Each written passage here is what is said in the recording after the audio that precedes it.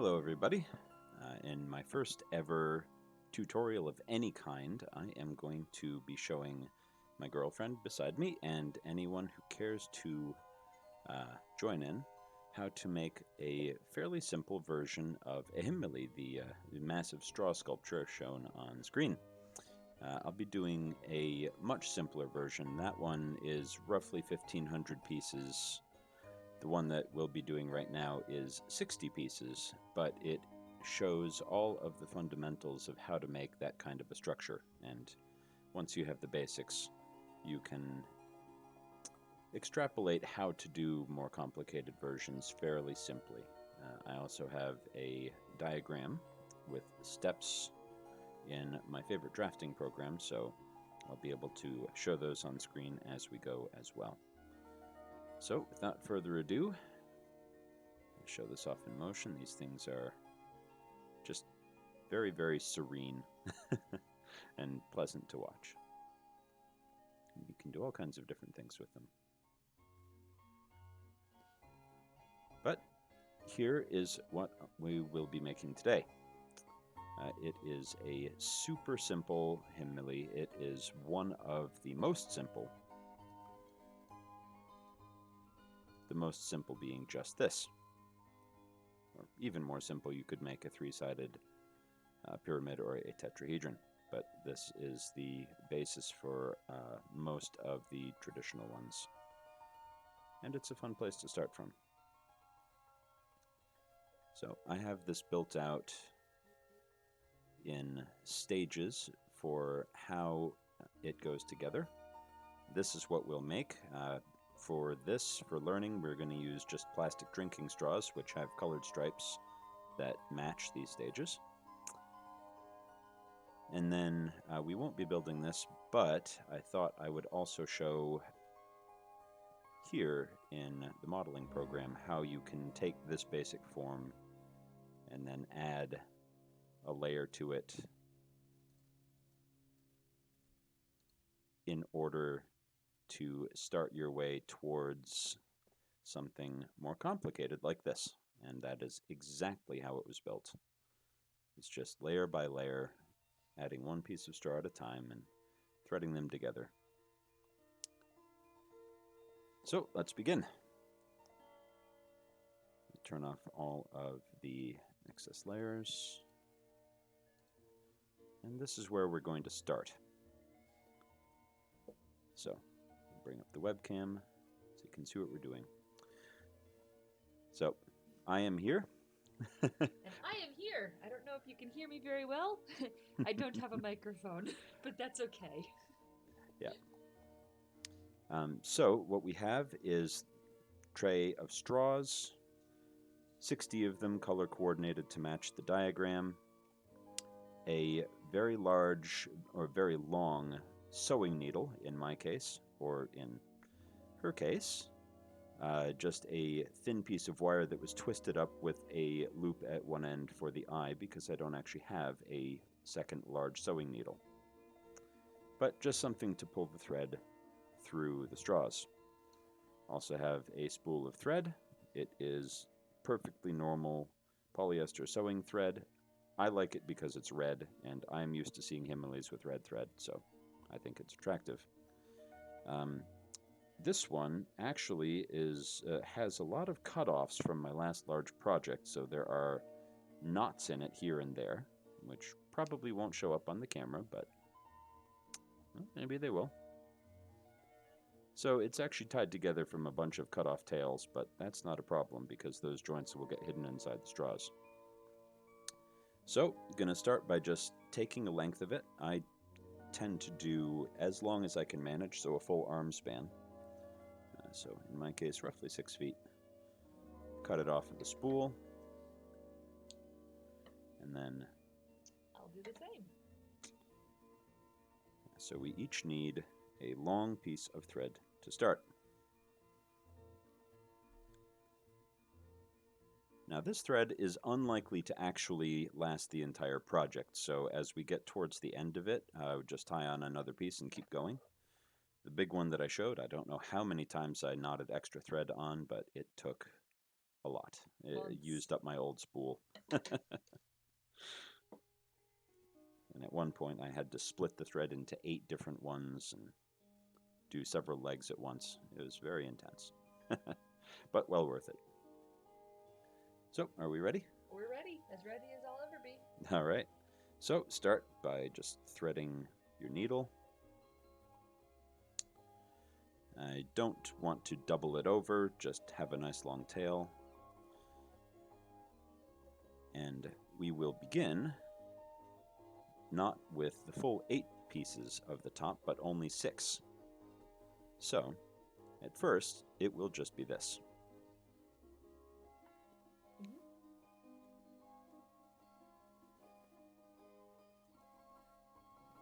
And we begin that by just putting 6 pieces of the straw onto the thread.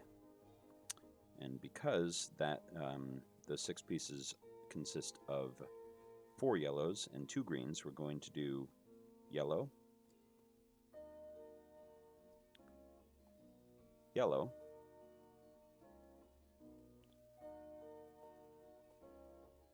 then a green,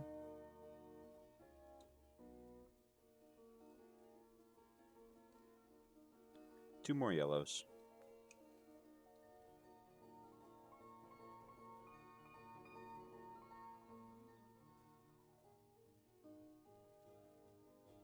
hey Miasmic, welcome. Yeah, I thought that would be the way to go. Make the most sense for anyone who wants to try and learn. So now that I've got the 6 on, I'm going to take the needle off the thread briefly, and we have 6 pieces on a string. Take that 6, tie the string into a knot, just do a regular old square knot. I don't know that you need to get fancy with it, you just don't want it to come out. Way over by the end of the string? Yeah, you don't want to leave that much of a tail. Okay.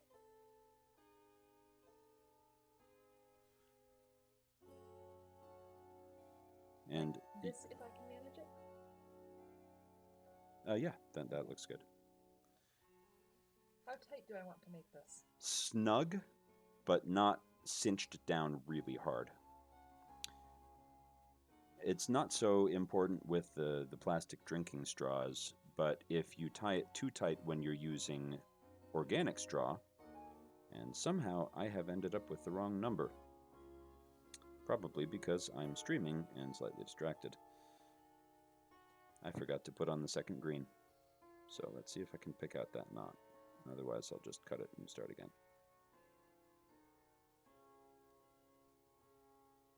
Ah, good, got it.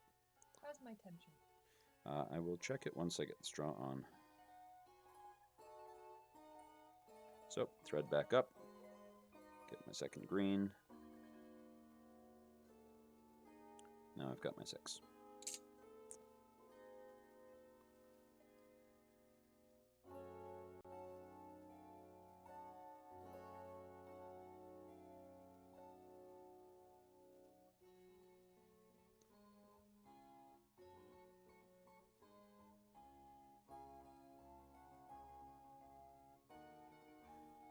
Now, there are several complicating factors with this when you use organic straw.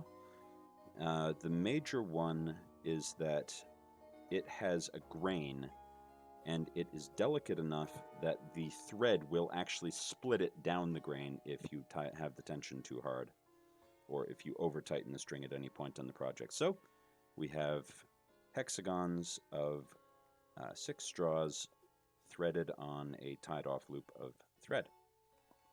And let's see. Tighter. Tighter. Oh dear. Here, want to feel this one? Just to see? Uh-huh. I don't know if I can get this tighter. Huh?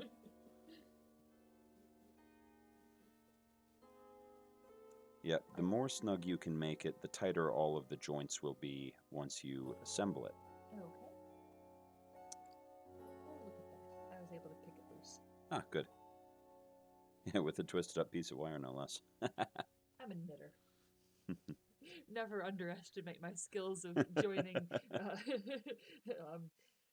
metal utensils to thread-like stuff. Actually, if I could have a finger to hold that tight. Ah.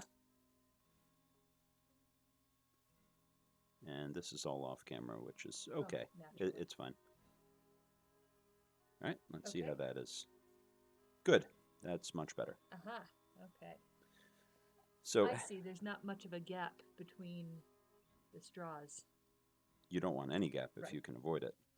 But that's only when they are corner to corner. It's very possible for one straw to slip partially inside another and then you get a gap. Mm. But if you pull them out tight so that they're corner to corner, there shouldn't be any gaps. Okay. Looks good. Yay. And we can also ignore the tail of the tie that is still showing.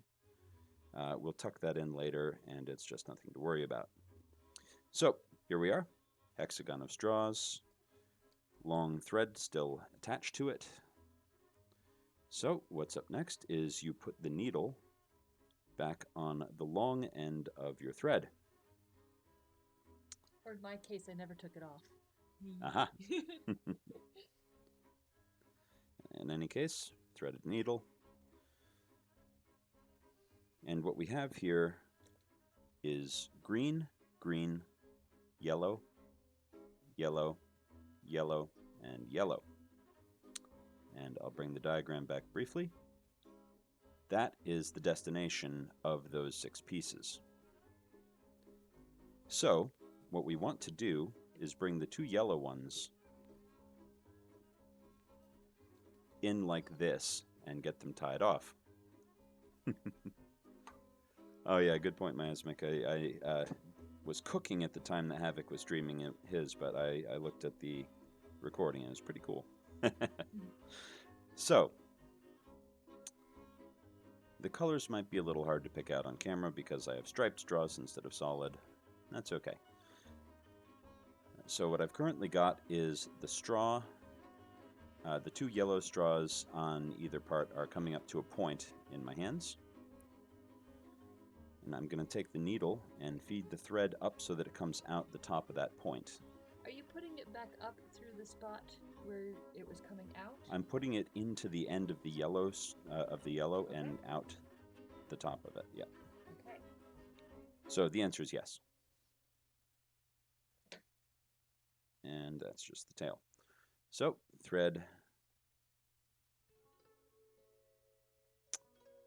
I should have a piece of white paper under this. It would make the thread more visible on camera. I'll be right back. Or a couple of them.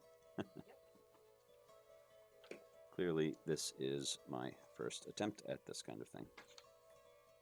Gotta start somewhere. So, anyway.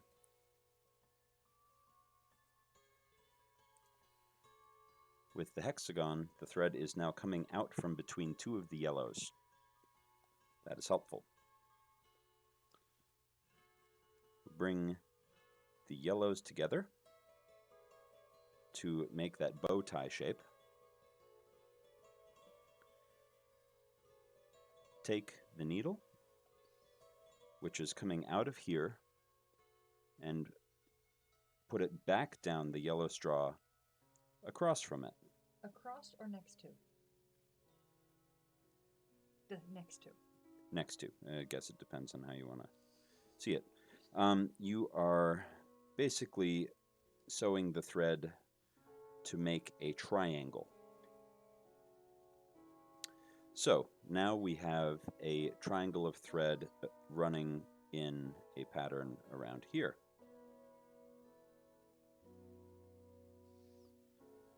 And that does technically hold it together to make that shape.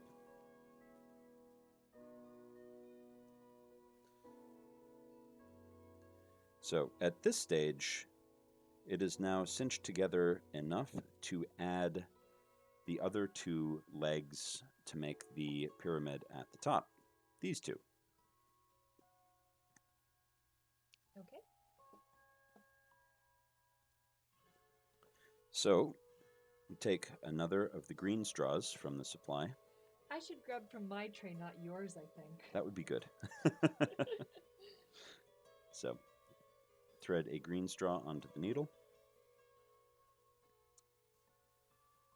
And it is here on the bow tie.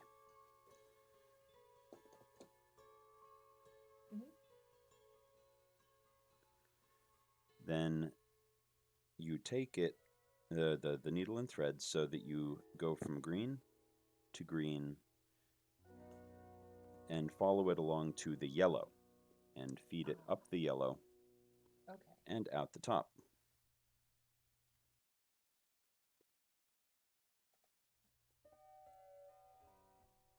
It is not staying tight.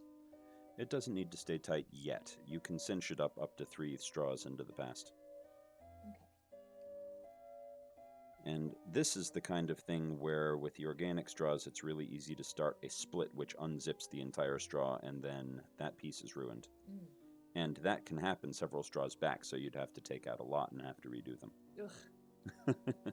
So you want to be good with your tension.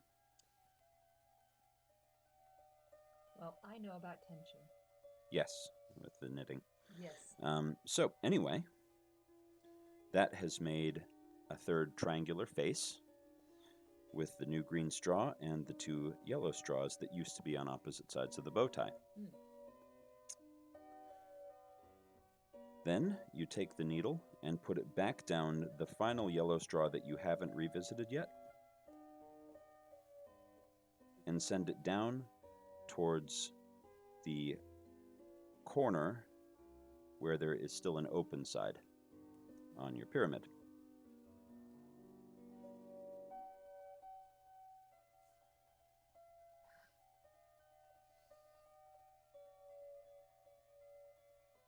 And it's the knots in the thread that are starting to catch on the end. Yes. Which I was expecting. So, now you have 3 sides of a pyramid, and the thread is coming out here by the open side. So that takes the final green straw for this part. Feed the straw on, pull the thread through, then continue following your green straws around so that they ultimately are going to form a square. And put the thread back up through the yellow tube and out the top.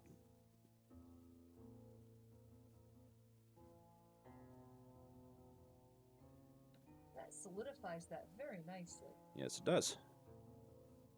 It turns your somewhat loose collection of triangles into a 4-sided pyramid.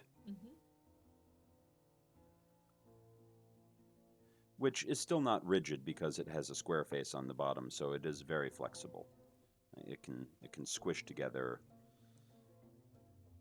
And that's an important thing with Himmelis, is everything has to be made out of triangles. Otherwise, it will become unstable and non-rigid. Which is why you put a second pyramid peak on the underside to turn it into an octahedron, because that makes it a rigid shape. So I will do my best to show this on the camera. We'll see if it'll focus that close. It's trying.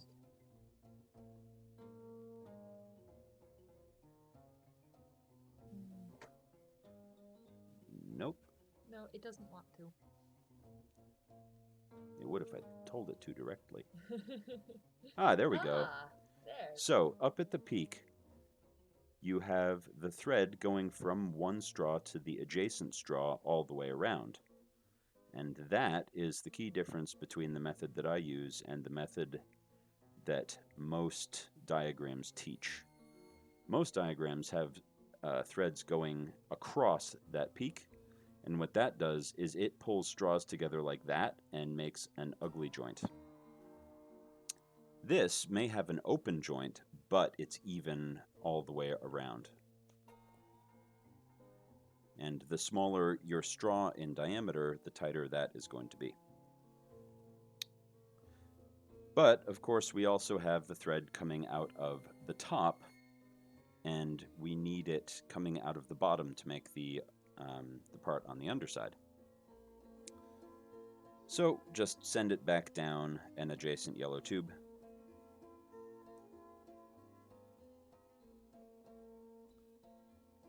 And there we go. Now one of those threads up at the top is doubled, and that is just fine. Come on, focus in. It doesn't want to.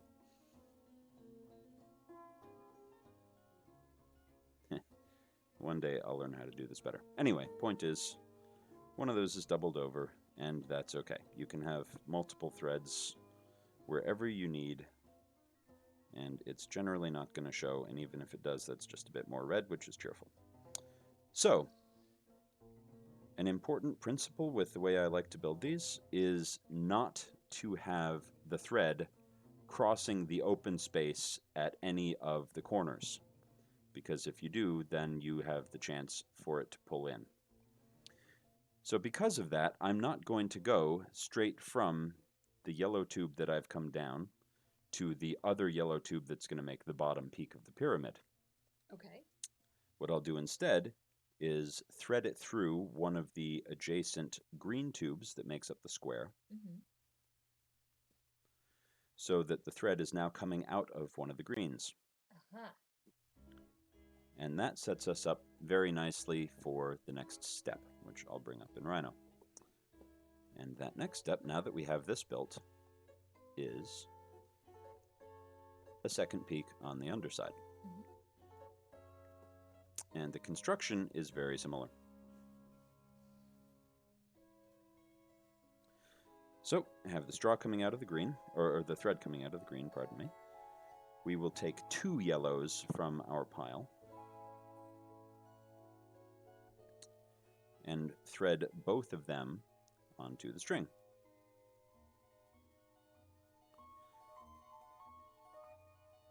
So, we have the pyramid and a couple of other straws. Now, I like to take it around the square, basically. Okay. And I should orient it this way so the camera can see it. Come on. So currently, the thread is running like this. Okay. So I'm going to continue that line along here and then up there so that we're making a circle all the way around. Okay. Oh, the lengths of the straw miasmic? Let me see if I can tell you. Could you grab my ruler? The square is fine. Okay. Oh, wait. There's this light one. Yep, that works too. Either one. That'll be easier. They are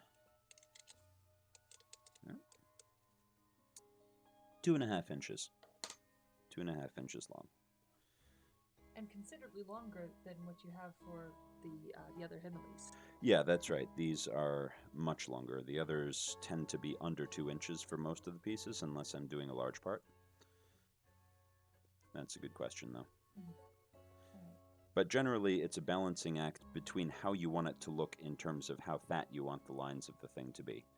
So the thicker your straw, the longer you make it in order to make it look slim.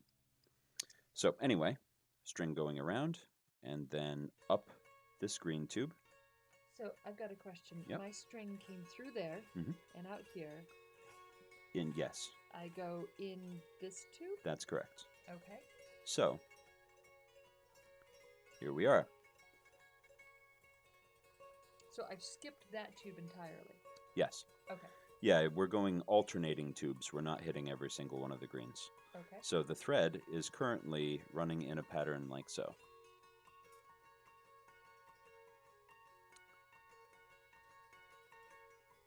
And now that we've come out of the green, we'll add 2 more yellows.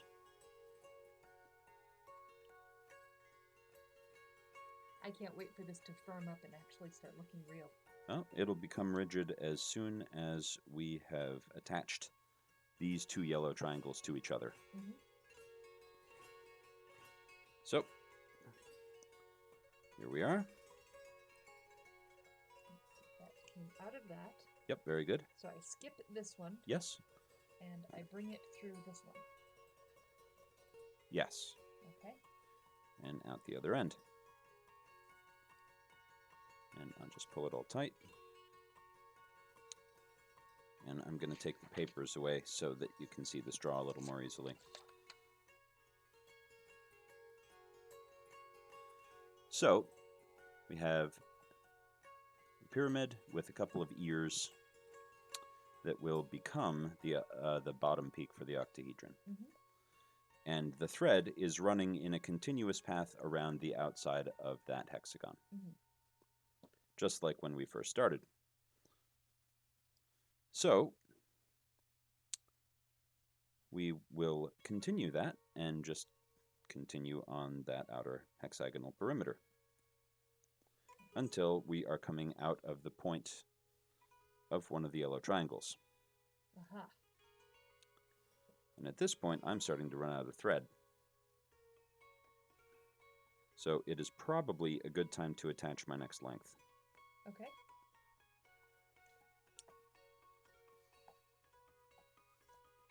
So just grab some thread.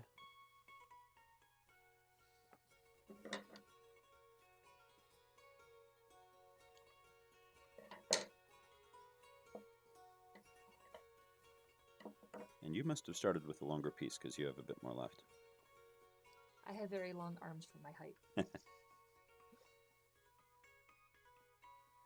So just hold the two pieces of thread with their cut off ends together and tie them around each other so that they are joined. And now I have more thread for the next part of the project.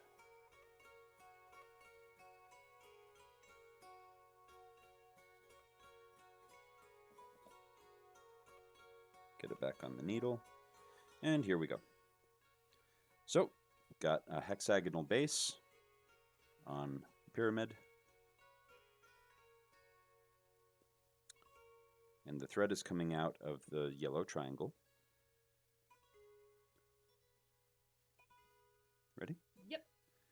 I think I know which one it goes in. Yes. We fold the two triangles so that they come together. Mm-hmm. And then, because I have it coming out of this one, I want to put the needle down this one, correct? Oh, hi, Apple. Welcome. I have a diagram which is ultimately aiming towards that, bit by bit. And we're using color-coded straws that don't show up very well on the video because they are white with colored stripes. Hi, Apple! So, as I said, I'm coming out of that one. So, am I going down this one? Correct. Awesome. So, yep, thread is coming out of one point, of the point of one triangle, so you put it down the point of the other triangle. And I'll get it set up so that I can then draw it together and hopefully show the camera better. So, have the two triangles, and the thread is going from one point to the other point on the nearer side. So the two that are actually next to each other are the ones that share the thread, as I mentioned when we were putting the first point together. So then we'll send it around. I'm guessing that we go down this one because that's the only one that's not connected to that's correct. the others at the joint. That is absolutely right. So put it down through a green. Without getting it tangled up in the others. And at this point, this is where you can really start to tighten the shape together. You see it's kind of fallen loose again, and that's okay. Because you can pull the thread through.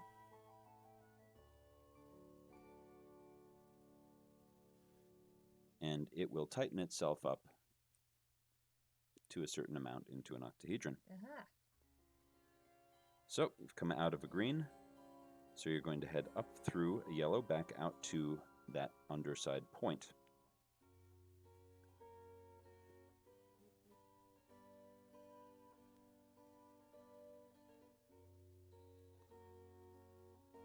Now you have back at the point where the two yellow triangles are touching. Mm-hmm. So you head it back through one that's not connected. Yep, the one that's not connected. That's right. And you've arrived at an alternating point with yellow, green, And one that's not connected. and yep, one joint that's open. So you put the thread through there, through the green,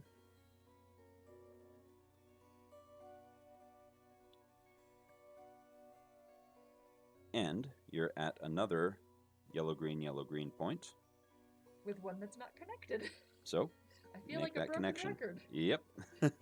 Well, you start to feel like a broken record after you've done a few hundred. And now you've come out at a point where all 4 straws are actually connected to each other with thread. Uh-huh. And I'm just going to double check all 8 corners, or all 6 corners, pardon, to see if they all are fully connected. I believe they are at this point. Yes.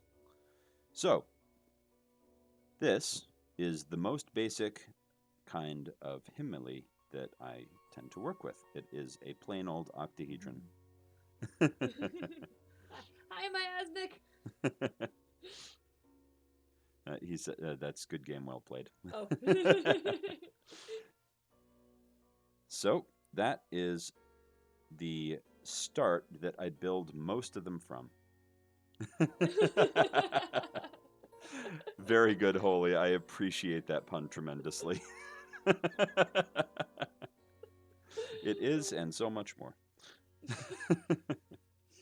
We did start as friends. We did, yes, yes. So And dance anyway, partners. and dance partners, yes.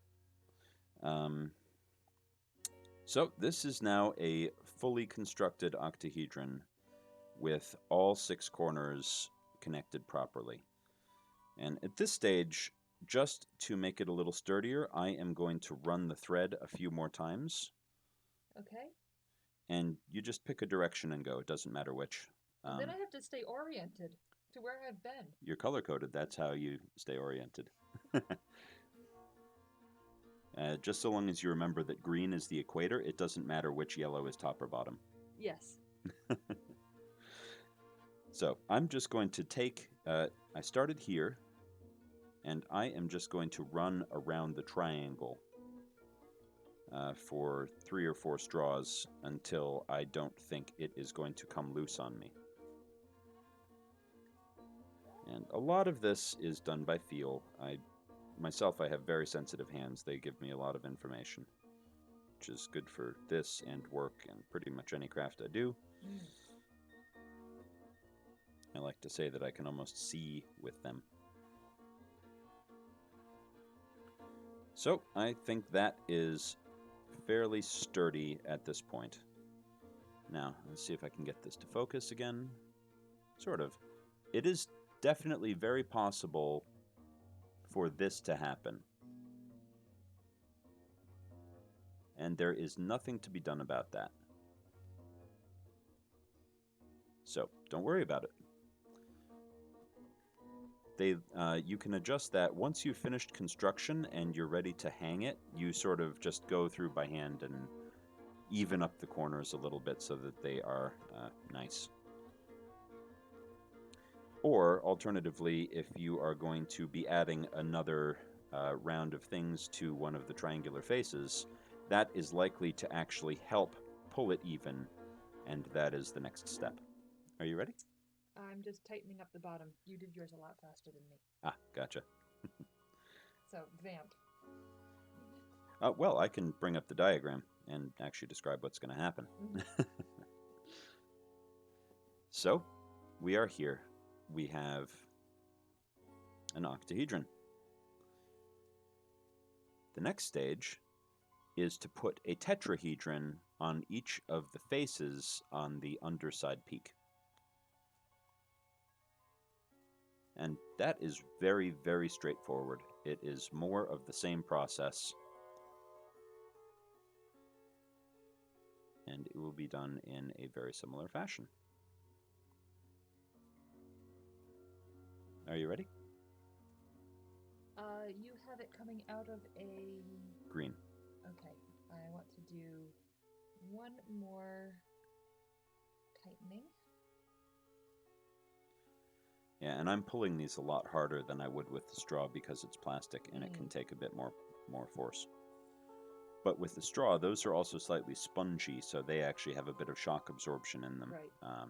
So you don't have to pull it as tight for them to stay tight. So coming out a green, you said? Coming out a green. Okay. Doesn't matter which one. All right, and I think back I'm going to give myself some more string to hang myself with. Good idea. I will not yet because I still have a fair bit of length.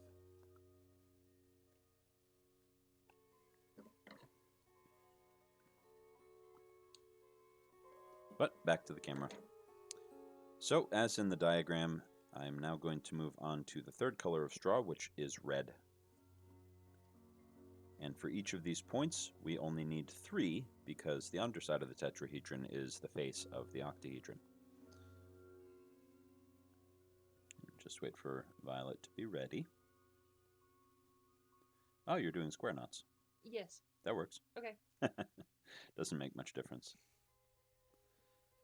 Whatever feels secure and easy for you. Not that one.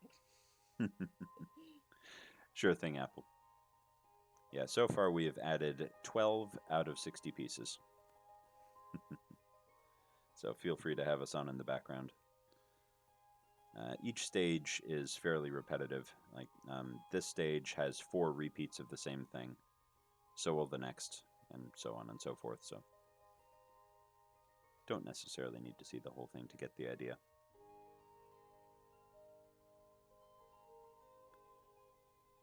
And I'm just extremely pleased to have this music on in the background, which is Kantala music, which is Finnish traditional instrument. And I can't hear it. Yeah, because the only microphone that I have is my headset. Okay. So, we start with red. Okay. Yes, but you only need 2 at a time. 2 red. Okay. Oh, Miasmic, the answer to that is, funny enough, thestrawshop.com. I think they are a California company.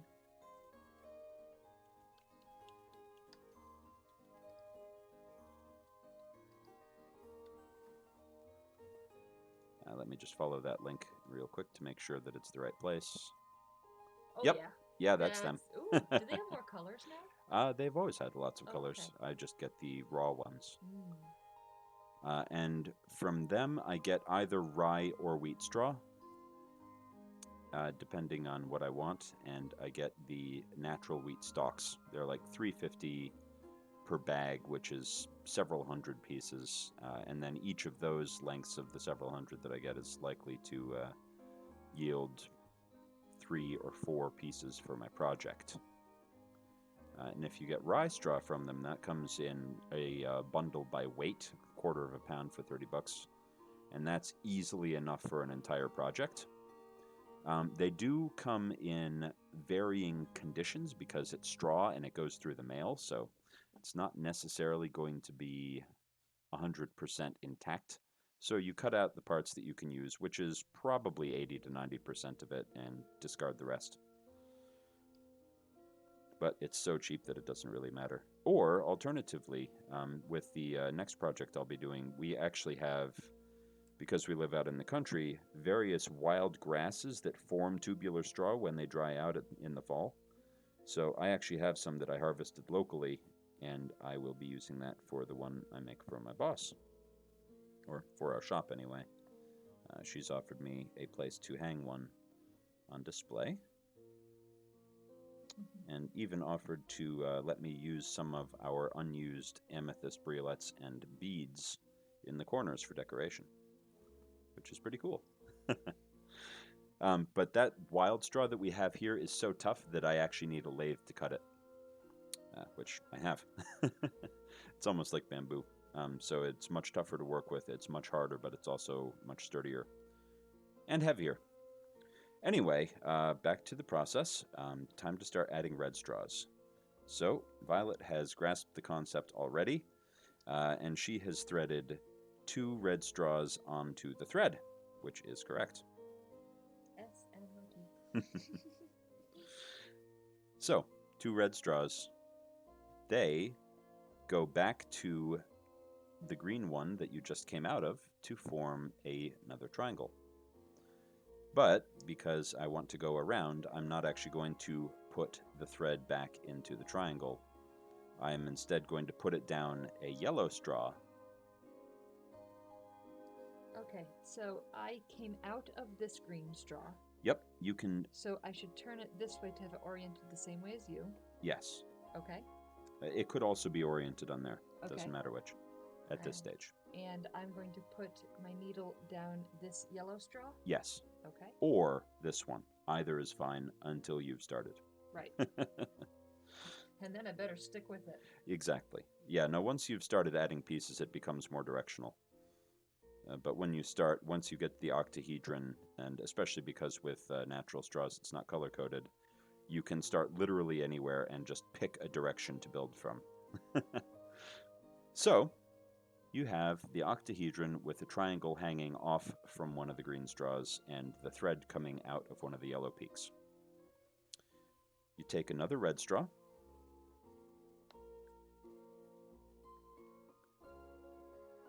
put it on,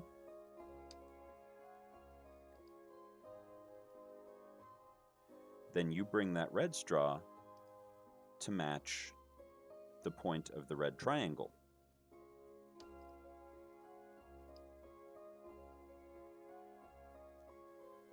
And I'm going to continue my direction of straw using the triangular face of the octahedron as my clock. And I am currently going counterclockwise, but it doesn't matter. So put it back down the red straw in the counterclockwise direction from the one I just added. So that one. Yes. Because I had my... This is your new one? Yes. That's correct. Okay. And again, it doesn't actually matter if you take that direction.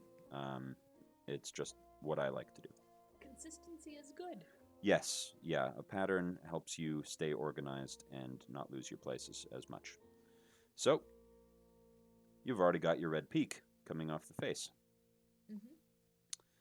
So at this point, it's a matter of making sure that each straw is connected to each other straw at the joint. So, I'd be taking it down the yellow, which doesn't have the thread yet. That one there. And I go back towards the red? Yes. Okay. And pull it nice and snug. And now you have here a joint of yellow and red, which is not connected, so connect it with the thread. And bring it out the peak of the red tetrahedron.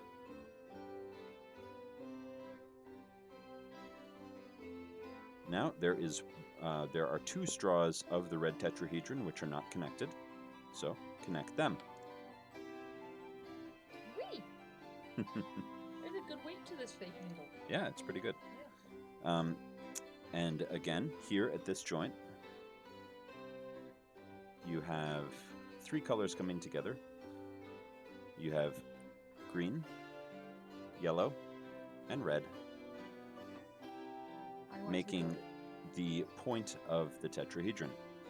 But one of those three connections isn't made between the green and the red, so connect those.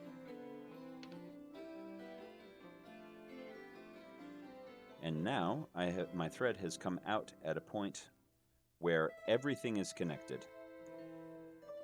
These three, green, red, and yellow, are all connected.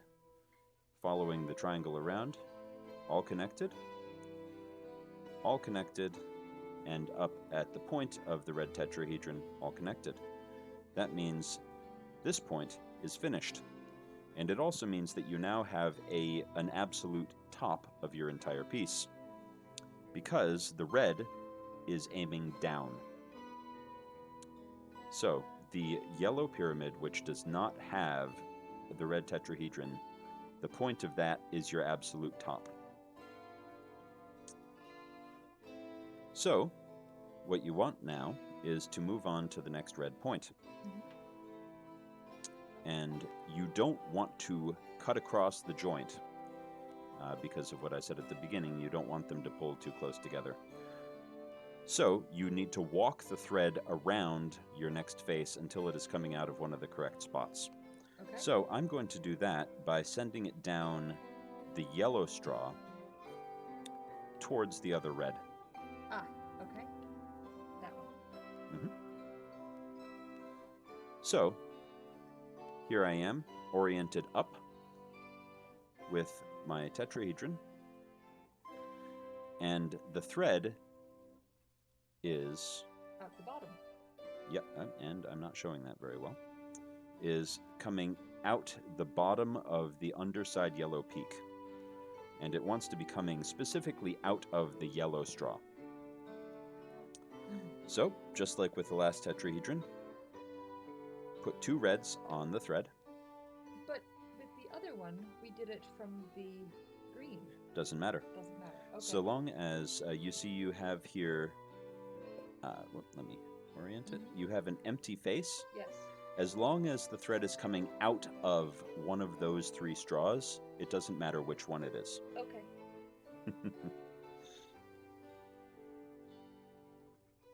So, 2 red straws. And then this is the triangle that I'm working with here. So I'm going to send it counterclockwise over to this one, which happens to be green. Get my needle through. So that forms a rhombus with the 2 new red straws and the triangle I'm working with. Ah, yes, rhombus. Not tetrahedron, or not Not a not a trapezoid. Yeah. Yeah, no, I'm working within these here. And I've got those 2 reds and that triangle there. Right. Got it. So add 1 more red. Whoop, and my needle went back the wrong way. I'm starting to run out of thread, which is fine. So here I've got my rhombus, and then coming out the opposite point from the other 2 reds is a 3rd red. Bring the single red to the point of the red triangle, and push the thread down the red triangle. To meet up with the yellow peak? Yes. Okay. And that gives me unsecured, but is my 2nd red tetrahedron. Aha. And at this stage, I have run out of thread again, so it's time for me to add another 6 feet. Meanwhile, I'm just going to try to figure out if I can get these in the right Absolutely. straws. Yep, keep proceeding and see what happens. As long as you don't end up with the thread running across a joint, you're good. That's the only rule. Right.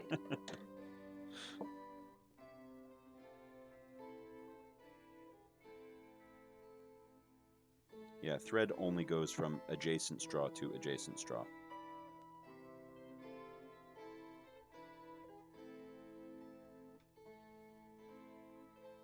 I keep accidentally moving out of frame. That's okay.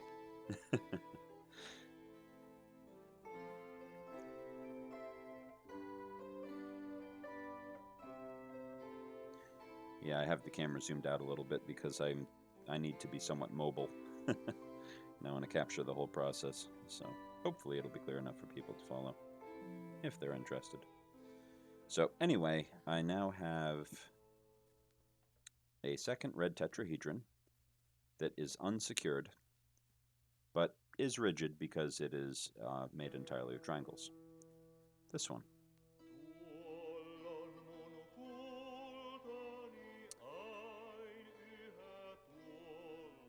So I need to run the thread all the way around all 4 of its joints to make sure that they are complete. So back down to yellow, and I am going to skip this song because it has singing. Aww. In fact, I'm going to skip this entire album because it is not as good.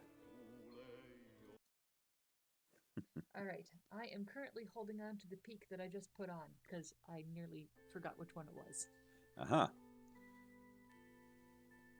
And I have to finish securing mine.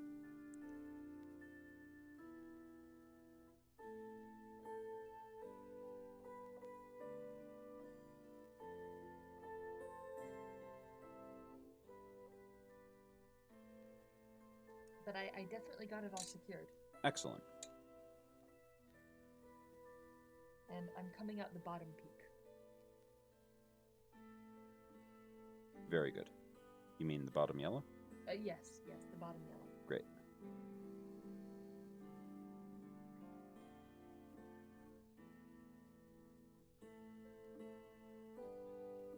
Yeah, and I just need to catch up because I was messing with the music. Do I want to connect the two red peaks together? That is a good question, and I'll examine it with you once I have caught up. Okay. Because I'm not actually 100% sure of the answer until I think about it and look at it. The answer is probably no. Okay. Then I'm glad I didn't do it. In fact, that is absolutely right. The answer is no, you do not connect. The two reds. This is a red tetrahedron. This is, one red, two red. Right here where they connect, they do not get connected at that 90-degree corner. Because that is actually going to form the square of another octahedron as we go down. And the green and the green do not connect. So yeah, if we were thinking about it in those terms, this and this, which are currently red, are the green members of the next octahedron in the larger shape. Okay. So I am coming out of one yellow, but it's the wrong yellow for the next tetrahedron. So I need to pass down another yellow and come out so that I am ready to move on. And sometimes that works out so that you only need one more thread, and sometimes it takes 4. Okay, so let's see. This is the one that I just did. And I'm coming out. Here, may I see? Yes. I've got the thread. Very nice. Okay. So you're coming out of a yellow, which is the same as I was. Yes. So am I going up this one? Yes. Okay. That is absolutely right.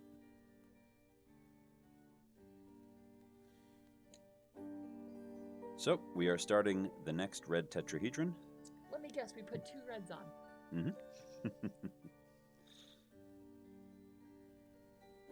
Yes, you seem to have thoroughly grasped the concept. That's why they pay me the big bucks. I wish.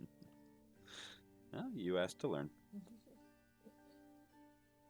Or, well, not exactly. I offered and you said yes. Right. I have in the past indicated a willingness to learn. Yes, absolutely. We originally started this project more than a year ago. I got as far as cutting the straw, and then we didn't do the video. Right. Better late than never. Yes. Okay. So anyway, it's just the same as before. Identify which triangle you're building your tetrahedron on. So this one. Yes, that's right. So I'm orienting myself so that my absolute top is up and making sure that I'm building it on one of my underside triangles from my original octahedron. So I go down that one. Yes. And because of how the pattern worked out, this one is getting built clockwise. It doesn't matter.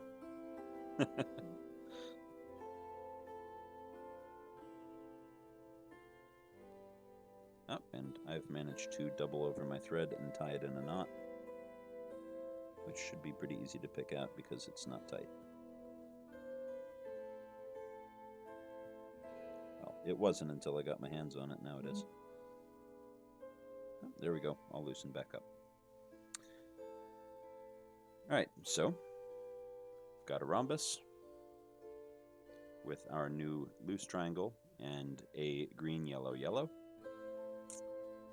Add a red opposite the red triangle of that rhombus. Bring them together.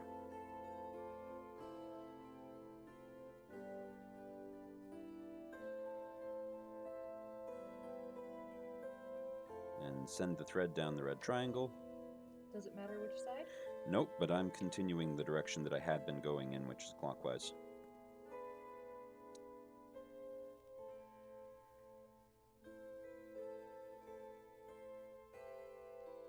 And you have the next tetrahedron just like before, right here, but with only half of the joints made. So just run the thread around and secure it by making all the rest of the joints.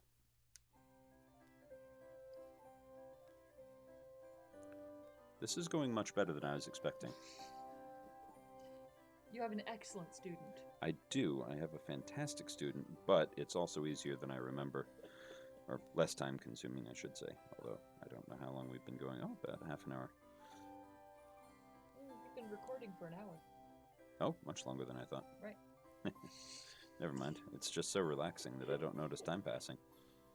And that is what I remember from before. Alright, so now at this point, on this is... right here, this whole mess is actually the underside of the original octahedron, with 4 yellows coming up and 3 reds coming together on it. And this is where things start to get a little bit more irritating, because you have the thread going down this red, but not crossing and going down the other red, and you have to make sure that the needle comes out in the middle between them. So you just angle the straws away from each other so that the needle pops out in the dead center of the entire shape. So it's actually hanging from it. That would be there. Yes, You already did that, yeah. And I've gone on to the next joint. Good.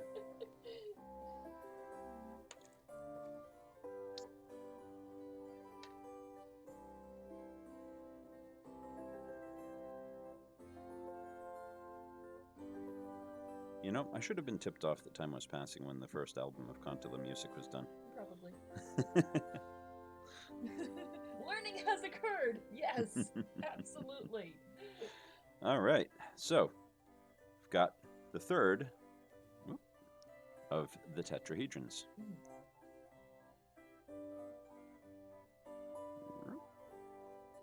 You can almost see the colors on the straw. Yeah, there's an impression, certainly, of the colors. Right.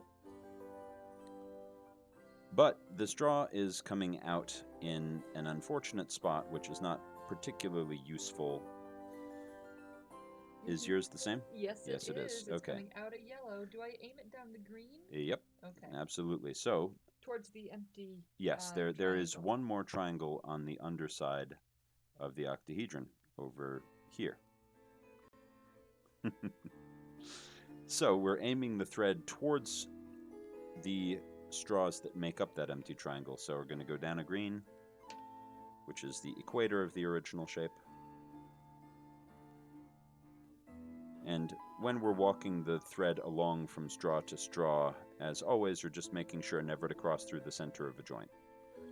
And that is the important part. Otherwise, whatever path is best for you, that's what you take. And as I mentioned, with some of the more complicated ones, I've had to do walks of like 8 or 9 straws before I came out of the spot where I needed to be. But I now have it. I have the thread coming out of the last empty face on bottom of the octahedron. So I will do my 2 red straws.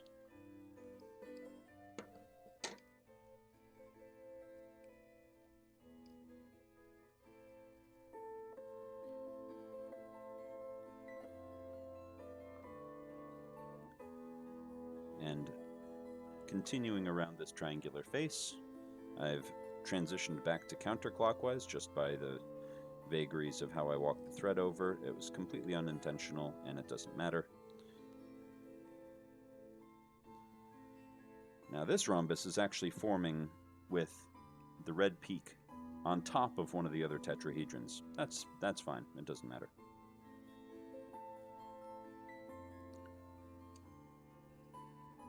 One more red.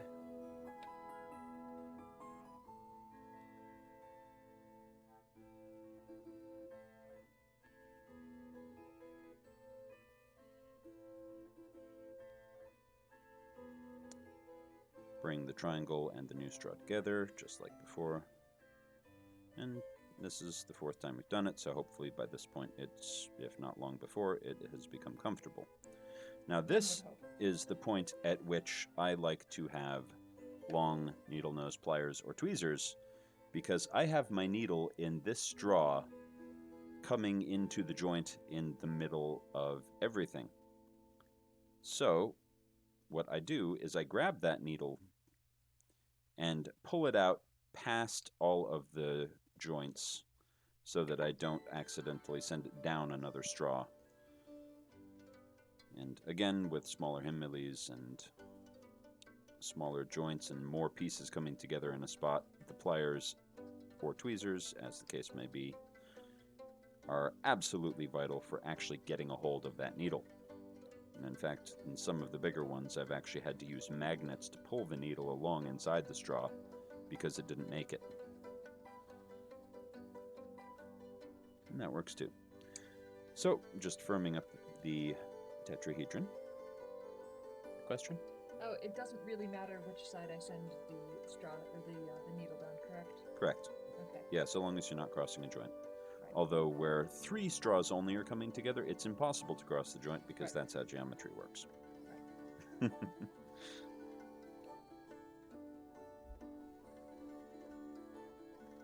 Yep, just tying off this tetrahedron exactly the same as the other 3. Well, gravity still works.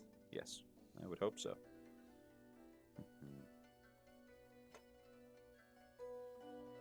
And that is that. I have all 4 tetrahedrons on the bottom of my shape, which is upside down. And the thread is coming out through the middle, so it spins fairly nicely.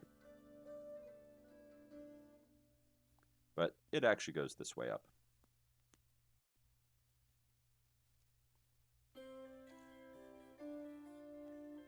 So, just briefly bring back Rhino. We have this shape, which is an octahedron with 4 tetrahedrons coming off the bottom. And that is exactly the same as this.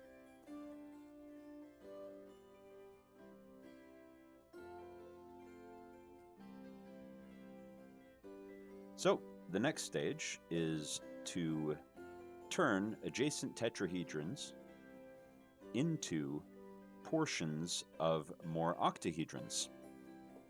And we do that with blue segments as so. So what will be happening here is in the open corners in between the red tetrahedrons, we're going to make a lopsided, or not lopsided, we're going to add 3 blue straws to form corners, the outer corners of octahedrons. Do I have this correct? Yep, looking good. Okay. And actually I need to walk my straw, my thread one more straw to come out of a useful place.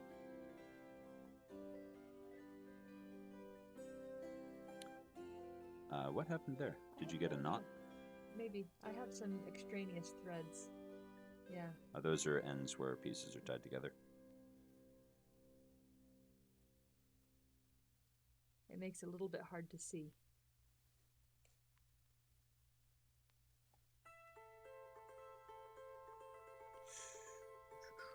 Uh-oh. Did I do a boo-boo? Yep, it looks like you crossed a thread across a joint. Ugh. How did I do that? You came out the screen and down that red. Oh, so I did. Is that the last one that I did? I don't think so. I think that was at the beginning of the tetrahedron. Oh, dear. Well. So you may actually have to backtrack that whole point. Oh, so I do. Do you want my needle? It might be easier. We'll see. If you actually push the needle through rather than grabbing from the joint and pulling, they can easily cross over and get tied. Yes, I noticed. Okay. Here is the needle. Oh, yeah, that's exactly what I did. Look, Yep. Look at that. Yeah, you started this tetrahedron coming out of the wrong piece. I just hope that unthreading comes out fairly simply, and it'll be easy enough to get it back. Yep, they've crossed. Yep, definitely. Here, if you need this for picking, it might Okay. come in handy. I need to tie on my next piece anyway because I've run out of thread.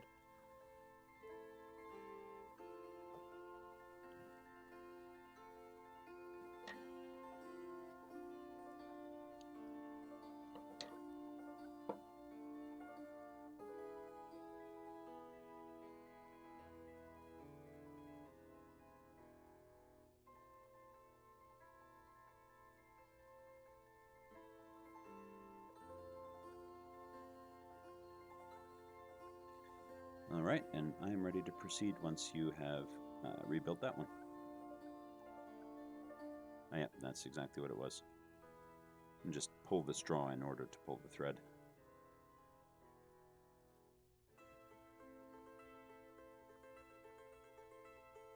I presume you won't need my needle anymore.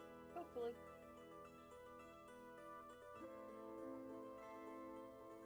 Just gotta make sure I didn't form a knot. There we go.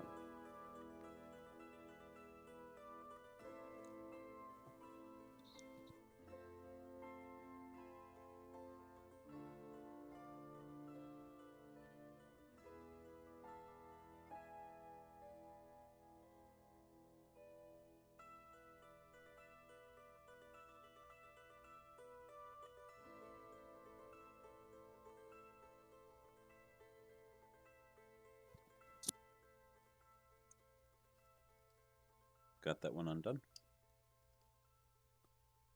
Pretty close to it, it looks like. That Pretty close. is that just twisted about itself? That is just twisted about itself. Okay. Right, not too bad. So here, I'll hold on to your extra straws because you need to remove them completely.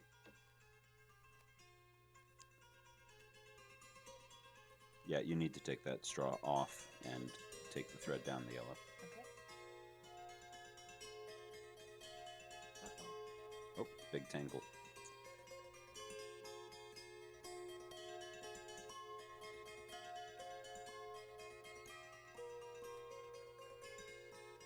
Oh, yeah.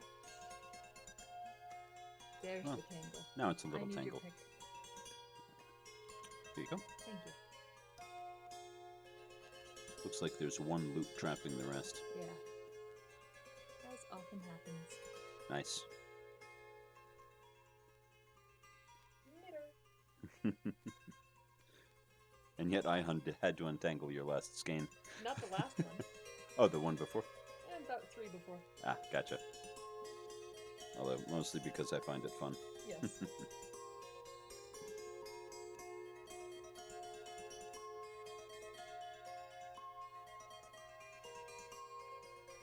Okay, let's see if I can do this correctly this time. Okay, so I'm in a green. Yep. And that green is not part of the triangle that you're working on. Right. So you need to move it from the green to the triangle that you're working on, which is just one pass. So that's all the change that you needed right there. Okay. Otherwise, it was correct. I must have gotten very excited. Getting to the last one. All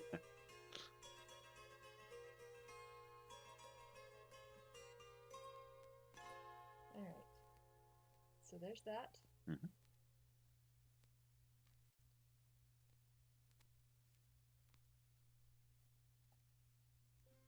That is the correct green. Yes. Yeah, keeping track of which face you're building on is very handy.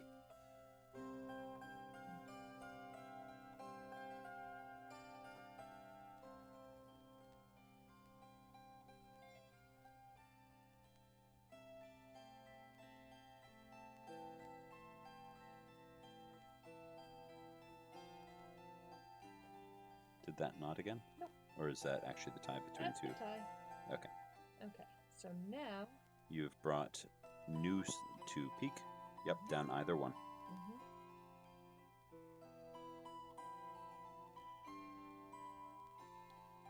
And now you're at a joint with one completed one and one not. Very good. And it's just like all the others. Right. Except you're dragging a bit more thread, so it might tangle if you don't keep a hand on it, which I see you're doing. Trying. And now, because you went down the opposite straw on the peak, you didn't come out through the middle of the cross. Okay.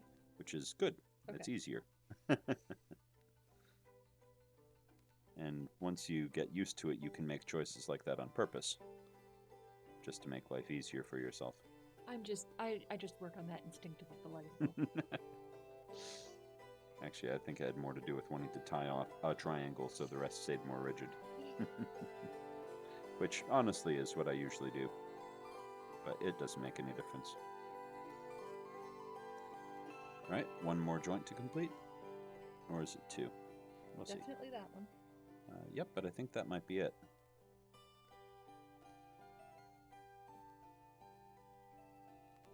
And now I'm coming out the middle. The middle. That's better. Yep. Because I definitely was not coming out in the middle before. Although it wouldn't necessarily have been the case. You could have been coming out of one of these depending on where you started. Mm-hmm. But now this joint will pop back into shape. Yeah. Because you don't have a thread going across the green and the red. Yep. So that's better. That's much better. Yay! Very good. So now you want it to be coming out of the point of one of the tetrahedrons. Doesn't matter which. Well, it can't be this Well, it one. could be that one. Or this, right. It could be that one or that one because right. of the yellow that you just came out of. Precisely. Either one is fine. Yes. But it can't be either of the other two. Oop, I'm sorry. That's okay. They didn't go anywhere.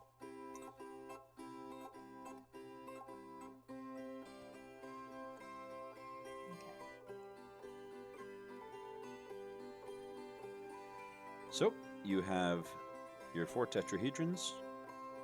You have the thread coming out of one of their tips, in my case right here. Mm-hmm. So, we are going to build that blue corner from tip to tip.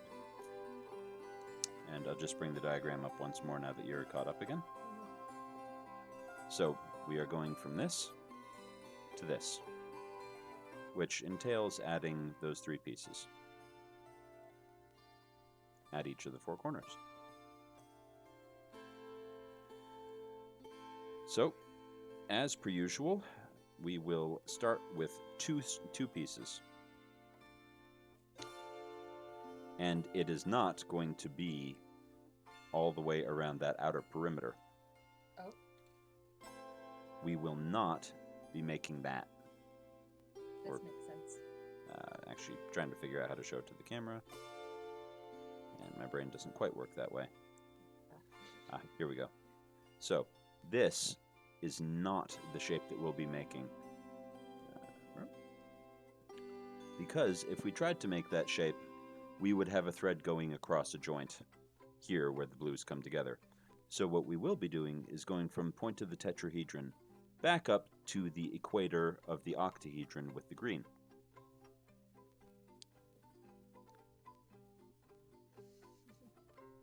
Hello, Havoc! Hey, Havoc! Glad you spotted him. I have a hard time watching chat. That's what I'm here for. All Vanna White sorts of stuff. So, here we are. Tetrahedron. We love you too, Havoc. Ah. So, coming out of the point of a tetrahedron and heading back towards the equator of the original octahedron, which is green. I have my uses. And then we're going to head down one of these 2 reds. It doesn't really matter which, but I'm heading away from my blues. Aha.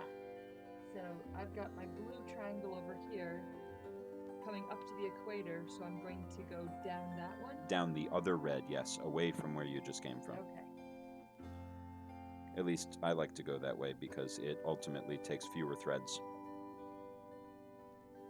So, have a loose triangle coming off of one of the red tetrahedrons in the space between 2 of them. As so, we add another blue. just one.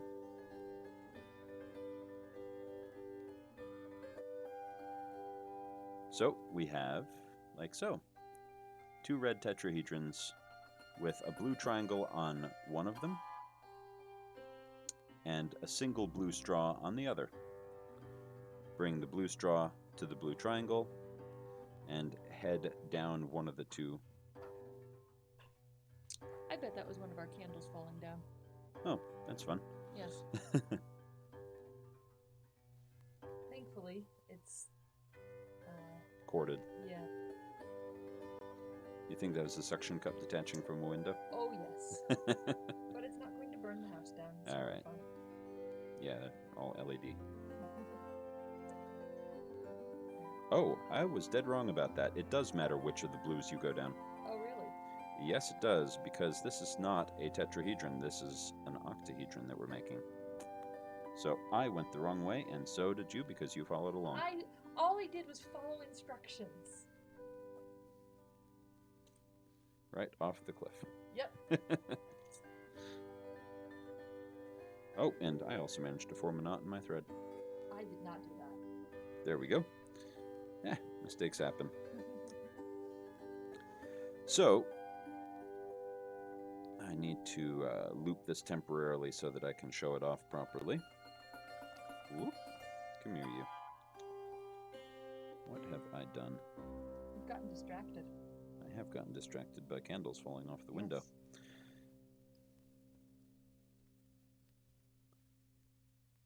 So, we are aiming for this shape, which is a blue peak coming off from between 2 red tetrahedrons.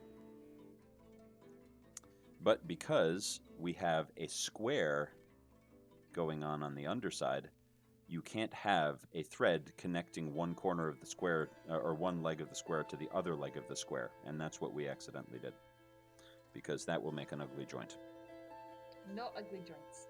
So that means that I want to aim this towards the yellow, don't I? Yes. Yeah, you want to take the thread around the equilateral triangle that you're forming between 2 blues and a red.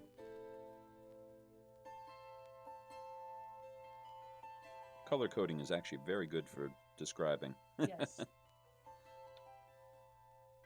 It's a good thing we got a multi-pack of straws. Multi-pass. Alright, so that actually pulls fairly snug. Mhm. And down here at the tip where the 3 blue straws come together, the joints are currently as complete as they want to be. We have these 2 connecting, and we have these 2 connecting. But we do not have this one connected to that one. And that is important. It does not want to be connected, so we will not connect it. Oh. And I just realized that I made an even further mistake earlier. So need to take all the blue straws off. All of them? Yes, because right here, where it is coming out, you have the cross in the middle. Yes. That cross and this blue make another corner of another square. And I currently have a thread going from corner of square to corner of square. Or from leg to leg of square. And so do you. Oh. That's where we started. That's where we started. And that we don't want. Well. And this is all further evidence that it's been about a year since I've done one of these. So, time to pull the thread out. This means that everyone watching can really understand the learning process.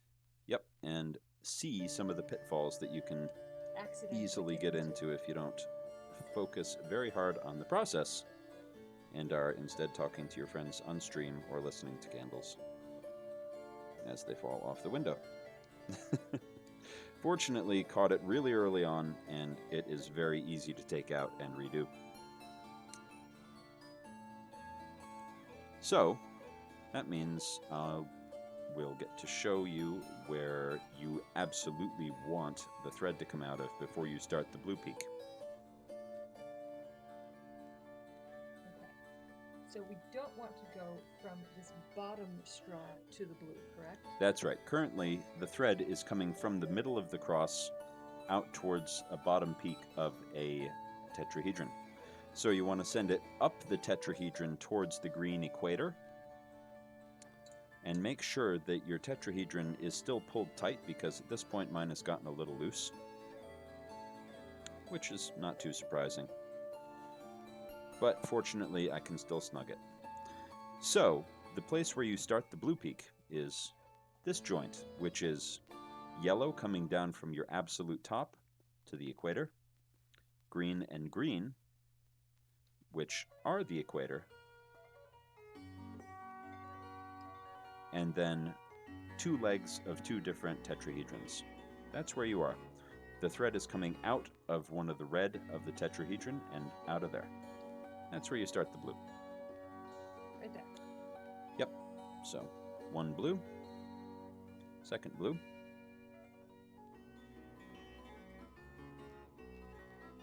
One straw, two straw, red straw, blue straw. yes. Yes. All right. So, you have that, and you take this to a peak of one of the tetrahedrons. Currently, that doesn't matter which. I'm going to go to this one because I feel like it. Now, I want to aim my thread up that side? You want to aim your thread actually back up to here. Back up there, okay. So, I have my thread coming out of this junction, going through two blues, and it is going to a red peak, and then back along that leg, back to the same joint where you started the blues. And Ah. that's important, that it come out the same spot. And I've gotten caught on something. Yes. So, now that I have this like this, do I want to send my needle down through that inner yellow straw? And No. then, no. Nope. Okay. I know that I don't want to cross over to the red. I don't want to cross over to Something interesting has happened to you. You've come out with a different pattern than I have. the red. No. It's not a problem. It just means that you'll have more steps than I do. Oh, well. Or slightly different ones. But what we have here, this joint, is forming the absolute peak of your new octahedron. Mm-hmm. So you have 4 straws coming together to make a little square. Yes. And you want to connect those 4 one to the next, just like you did at the very top. Mm-hmm. And I need to pick this knot out of my thread, because that's what I was getting hung up on. Assuming it goes quickly. Right.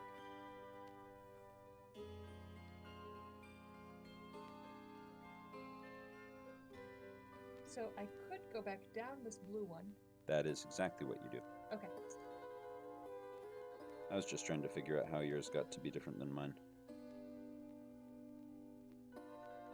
I have no idea. Probably I got disoriented somewhere. Or you picked a different one to start down, or any number of... Well, actually, there's not that many possibilities, like 2.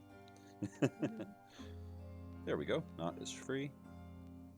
So, yes, actually, you head back down this blue straw, which is going towards the outer corner. Mm-hmm.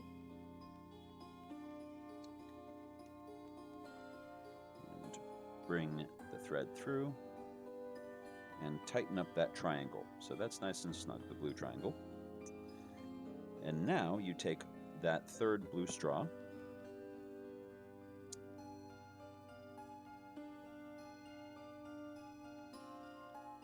and you use it to fill in the gap over to the next red tetrahedron. And then, so you're working on this triangle right here. So you bring it up the red.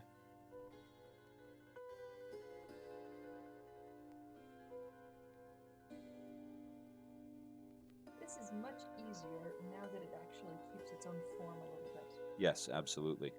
The giant one that I made once I had done a few courses actually held its structure so that I could turn it upside down and work on it. It was very nice.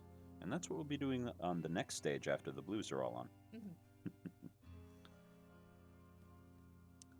So, we have the corner of our two-course pyramid pretty secure. I think that's all the joints complete, actually, just like that. Because, again, on the bottom corner, you only have two connections to be made. Because you do not complete that. Only this one and this one. Now, I went back down my blue one because the red and the blue were not connected. Mhm. So I went back down that. Yes, so you'll have a little bit more distance to cover, or different distance to cover to get to the next one. Right, so I can come out here, Yes. up here. Here, let's turn this to face the Yes. camera. So I'm So going to her straw come... is currently coming down this blue, but we want it over here. But because we don't cross joints, you take it up this blue, up the red to the green, down this red, and from that red we'll start the next blue. So it's actually making a large zigzag and crossing through all of those in order to get where it wants to go. But it'll be nice and secure. It'll be very secure, and extra threads are never a problem unless you're using really, really slender straws. My path is shorter because at some point I went a different direction. It is still ultimately the same. I have still come along this blue, up this red, and now I'll go across the green and down the red. But I'm starting 2 passes sooner because of how I did the peak. And who knows, on the next one it might be the other way around. So, across the green equator, down the red leg next to it,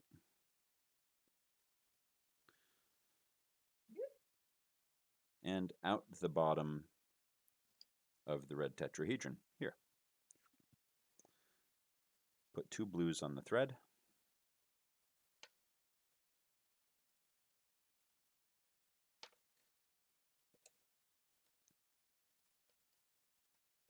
And those make one leg of the outer perimeter and the next diagonal coming up to the equator.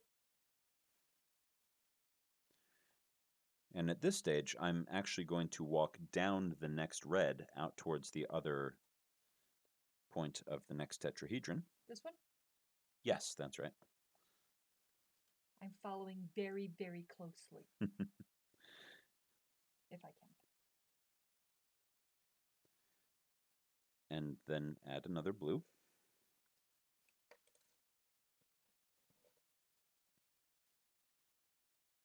And I've run out of music. Oh.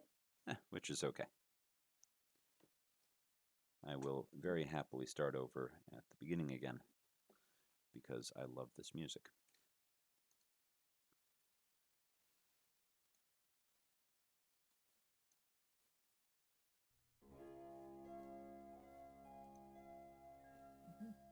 So, anyway, I've got this piece here, which closes up that part of the perimeter, and we send it back up the blue diagonal towards the green equator.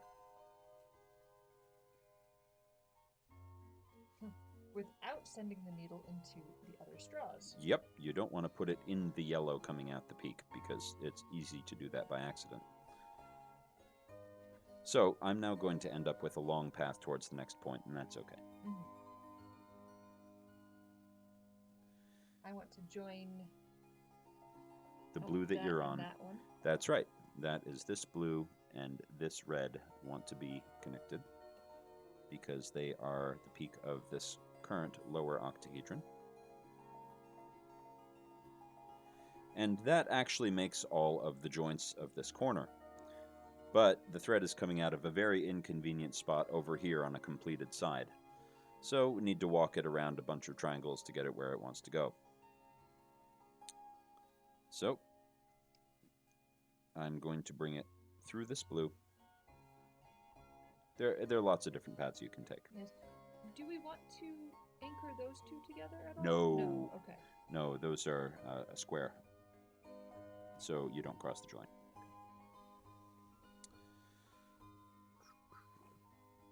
Yeah, only triangles get connected to each other. A square does not get a thread from point to point, or from leg to leg, rather. So, just walking the needle up. And I actually use the tails of the thread to push it sometimes. And at this point, I want the pliers to get the needle out from in the middle of that joint. And let me know if you need them to. I have a longer needle than you. Oh, and red, it's also curved, which probably helps. So, bring it up here. We don't go from blue to green because that would cross a joint, so we go down red. I'm hooking on my pliers. Go up the next red. Oh, we do? Yep. Okay. Continuing that zigzag because that aims us towards the empty corner that we're trying to build in. Right.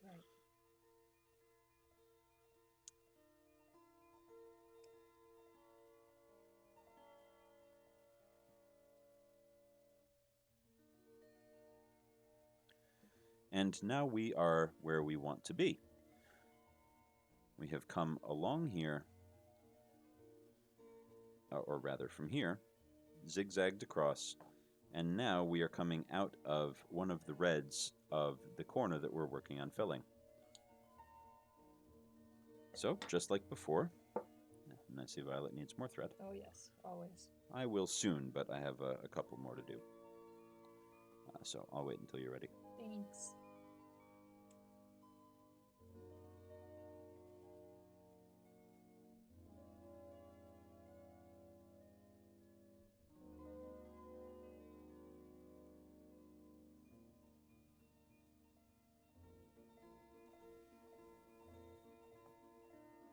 So you see right here you have a yellow that has pulled down in between the greens. Yes. Just and another. You can just pop it back up into place, yep. And it,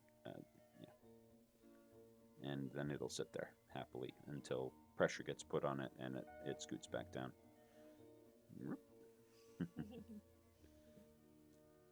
Okay, ready to go? Sure. All right, so filling in an empty corner, so we get 2 blues, just like always.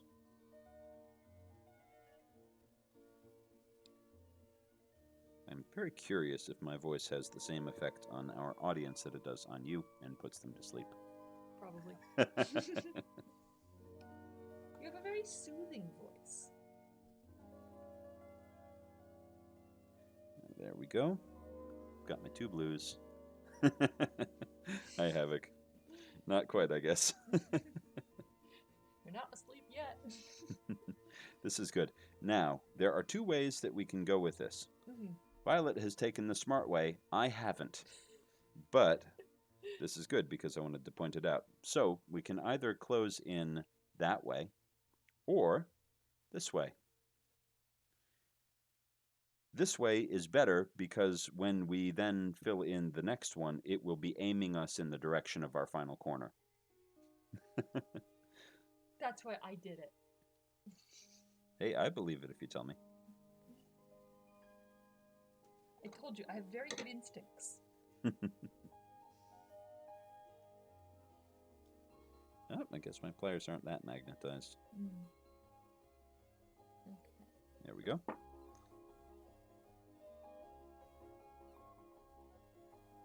So, got a face there.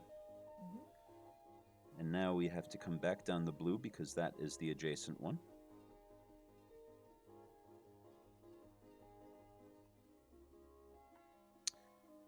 Add the final blue for this corner.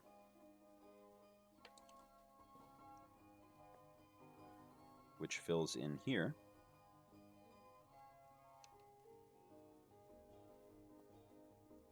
And then back up this red, which is important. We go up. This one? Pardon. Go up this red and not that one, even though it's tempting. And yes, you have the right one. And then I want to go back down this blue. Yep, you want to go back down the diagonal blue.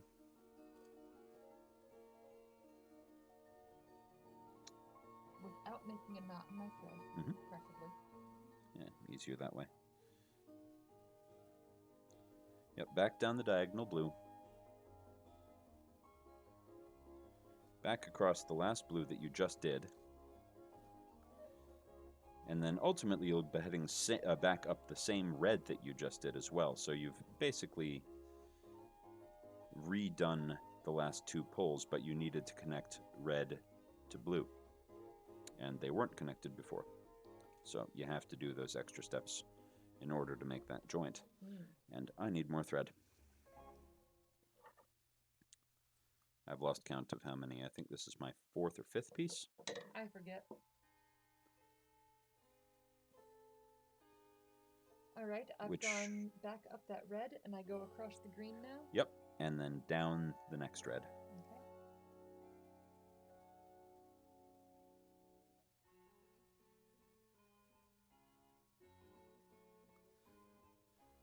But yeah, if this is my 4th or 5th piece of thread, that is somewhere between 24 and 30 feet of thread that I have used so far.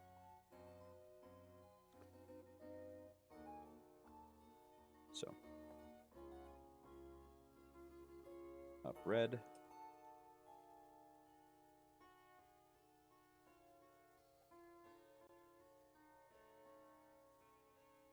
And I have made a huge knot. That is just grand.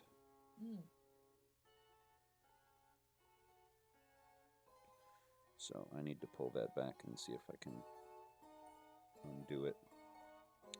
Fun.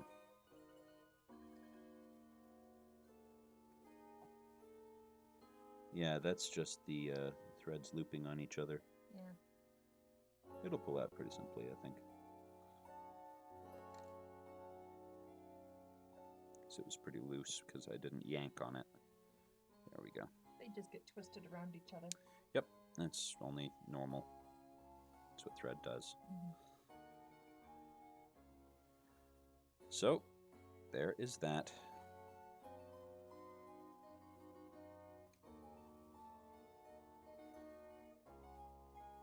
And across the green.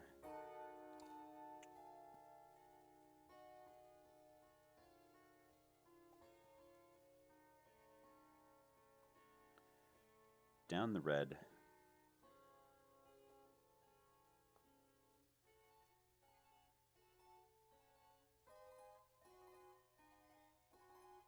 Pull the thread all the way through, make it nice and snug.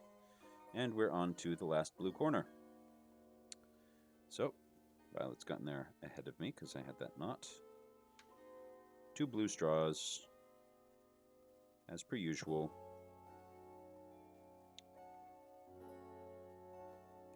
Up to the middle joint near the green equator.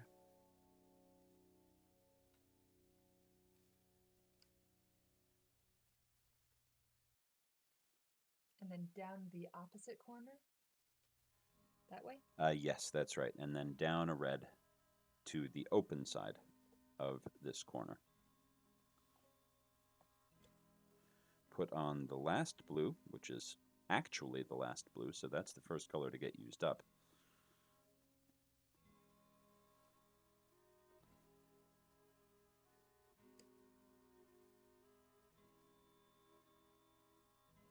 And then back up the diagonal blue towards the green equator again.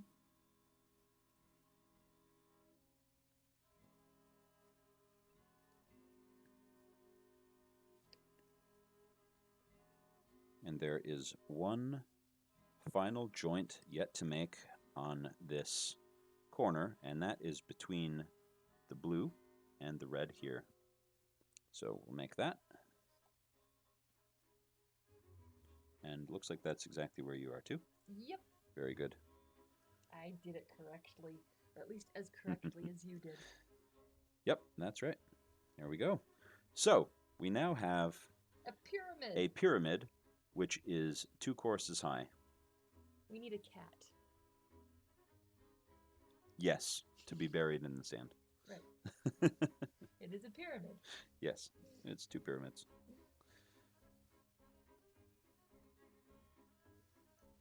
So pull that nice and tight.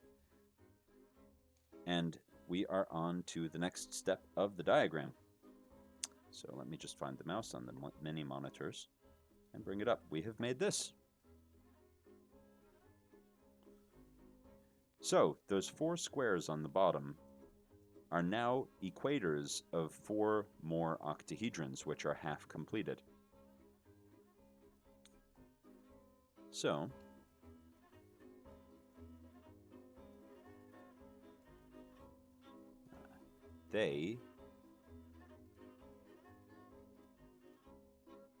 and that didn't work out the way I was hoping.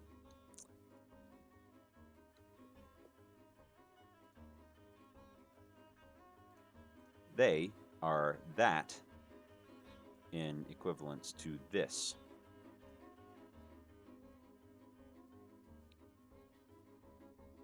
But I am not going to keep them that because that doesn't match the plastic straws that we're using.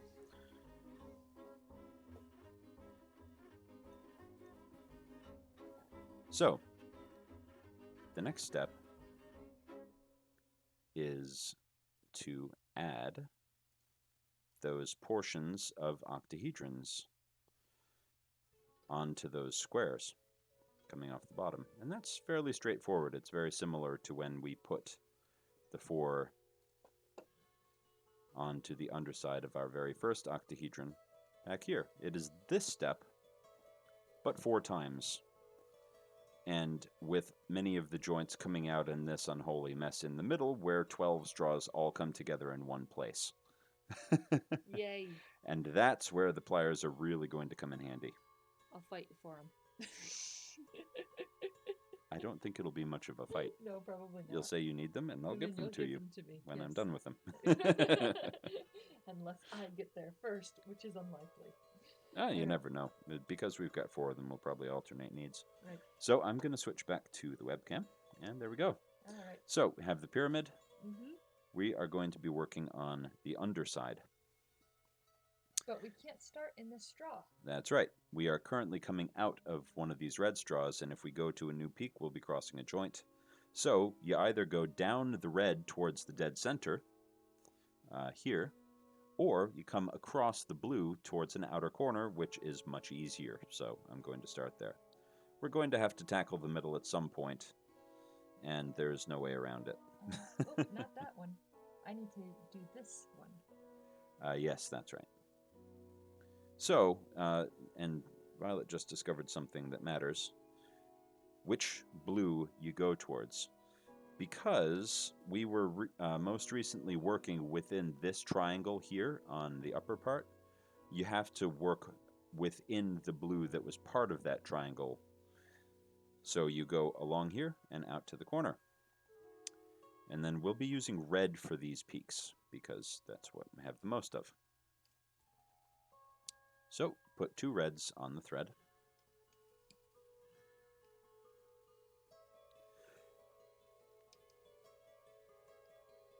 And in order to avoid the nastiness in the middle for as long as possible, I'm going to see if I can figure out a path that doesn't make us work with it. Not from this corner. Yeah, I'm going to spend a moment to think it through. Oh, wait. If I do it here, you can come along the blue. But then you go up here and down, and that's way more threadings than we need, so I'm going to go through the middle. Mm-hmm. So I am going to take these 2 reds that I have on my thread, and I'm going to make a triangle out to the side. And then I will take the thread into the center of the entire shape and hope for the best. Well, no, and grab the tip of the needle with my pliers as it comes out in that center, and then pull it free as best I can.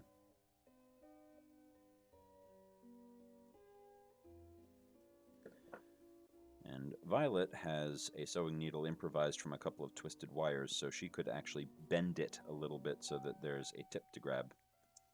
And they're drinking straws. I'm not really worried about cracking them. Yeah, but it would be easier to get a hold of. Mm-hmm. So, anyway, we have a triangle coming off of that outside. And if you remember back to finishing the first octahedron, we will be doing basically the same thing. take 2 more reds, put them on the thread,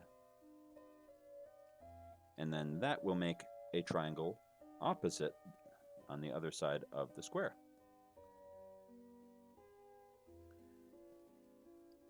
And I'm hooked on my pliers again, as often happens. There we go.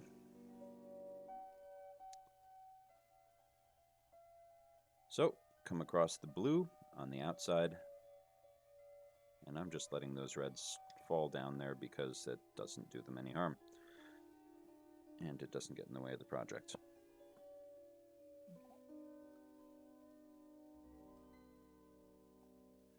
So, we have this shape, which is going to be familiar from step 3.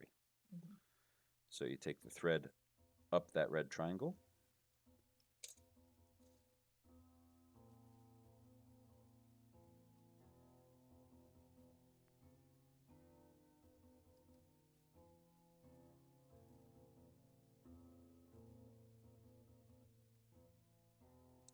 And then join the 2 triangles together on adjacent ones so that you are forming another triangle here, and pull the needle through that so that your thread does not cross right through the middle of the joint on this peak. It is instead going around this triangle. Yep, exactly. And now we want to complete, there's still one loose joint on this peak right here. So the shortest distance to do that is to go back through the middle, grab the tip of that needle so that it doesn't go down across, pull it through, out the middle,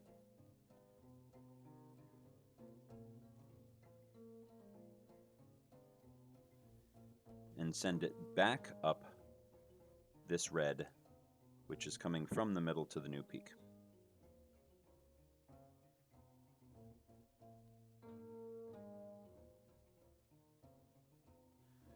This would be much easier if my needle was 1 inch longer. Mm. Yes, I made that one a little bit longer. Yes. I need more thread. Uh-huh. Here you go. Thank you. And scissors. Thank you. And have you completed the peak? Nope, Not quite yet. All right. I need So- more thread. I have these 2 that are open. And let me pinch this so that I can demonstrate it very clearly. I've got 2 that are not connected right here.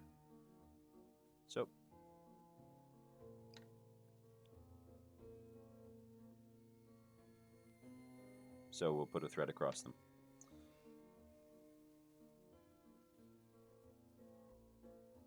Which comes down the red and to the center of this.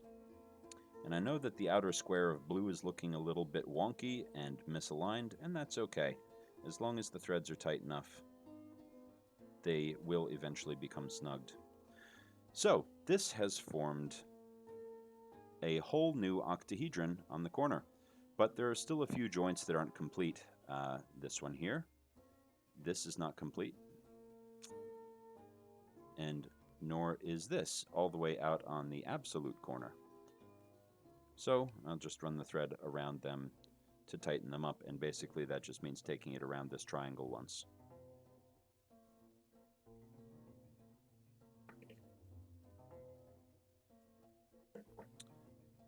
I've used magnets on this sewing needle enough times that it has become magnetized and the pliers can actually pull it without even getting a hold of it, which is kind of handy. Okay, now I need to reorient myself. Okay, so those 2 are disconnected, so I connect them. Yes, that is correct.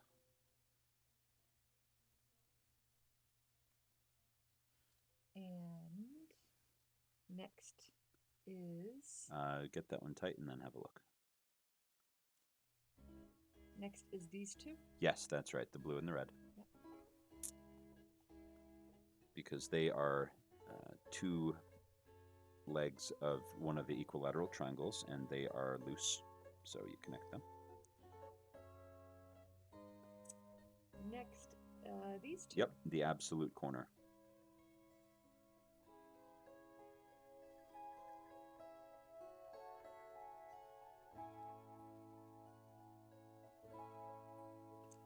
And if you pull that all tight, that should actually be complete at this point.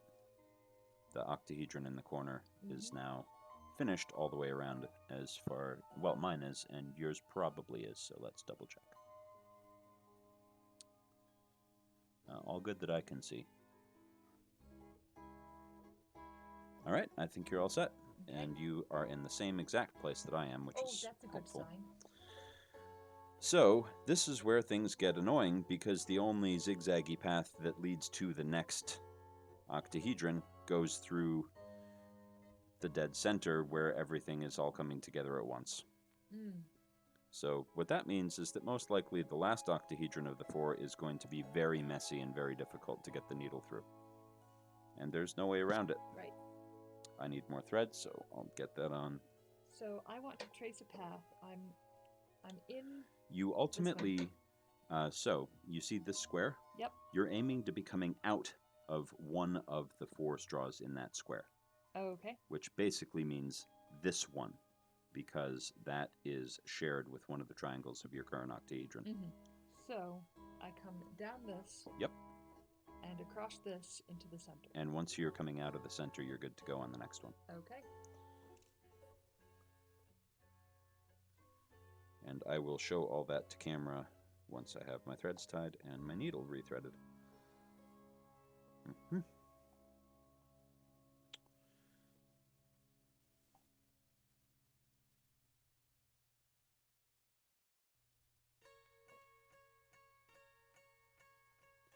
All right, I'll thread it up. So, what Violet was experiencing was figuring out the path to take to start the next octahedron, which is, we are coming out of here. We have made, near you, this octahedron just now, and we want to move on to the next open square and make another octahedron, which means that we need to be coming out of one of the square legs, which is shared, which means that we're going to have to go through the middle no matter what. And it's a question of deciding which way is going to be the least hassle, and it doesn't really make much difference because they're all equally difficult in this case. And there's nothing to be done about it. So, I'll trace a path along here.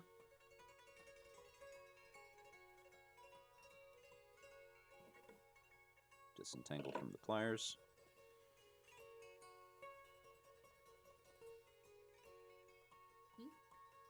You have gone the other way. I hope it won't. Yes, that's true. I hope. Actually, I'll just backtrack to match you. So originally, I was going to go out to this one, and then you oriented me to this one, so I went to this one. Ah. And so now you're going out to this one. It doesn't make any difference which you choose. I know. But I got distracted by having to join on my next thread, Yes. so I kind of lost the flow a little bit. So, what I'll do instead is match what Violet's doing. Which is what you told me to do, which is opposite what I had originally been thinking. You see how little it matters. I know. So, up this.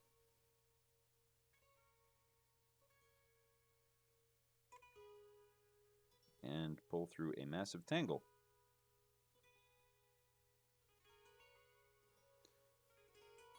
Which hopefully is loose enough to just pull free. Which it is. Very good. All right. And somewhere in here, some of my joints got a bit loose, so I'm going to just tug on them and hope that they tighten up. If I tried to do that with wheat straw or rye straw, I would probably split the straw and have to undo a significant amount of work. So anyway, I've come down here, and now I have to come through here because that is the adjoining leg of the next square for an octahedron. So, go through and through the middle, and I've already lost the thread all the way down there. So I pull it back a little bit, grab the tip of my needle with the pliers, try to, anyway. There we go. So the thread is now coming out of the center of the whole piece and is trying to form another knot, which I'm keeping an eye out for this time, and I won't let it. So now we can start the process over again with 2 more reds, which Violet has already done. Red and red.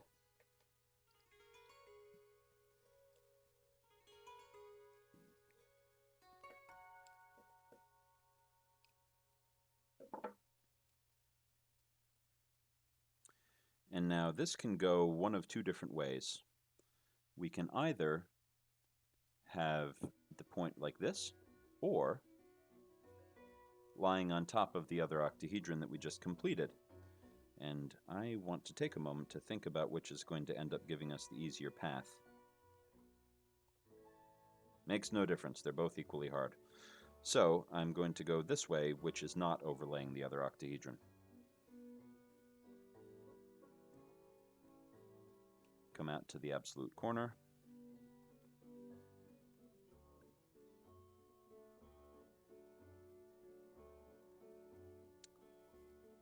Like so. So we have, again, a point on a square. 2 more reds.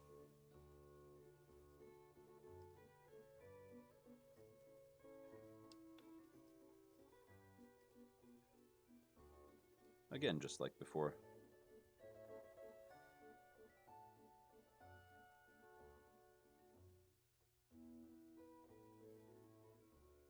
But actually, here's where we can make things a little easier on ourselves. Normally, I would run this through the red to finish making this hexagon, but I don't have to. I could instead take this along here and then up the blue on this outer triangle to pull that triangle tight.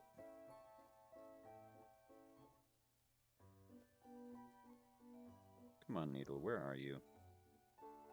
You went in the straw, why aren't you coming out the straw? Because you're too short.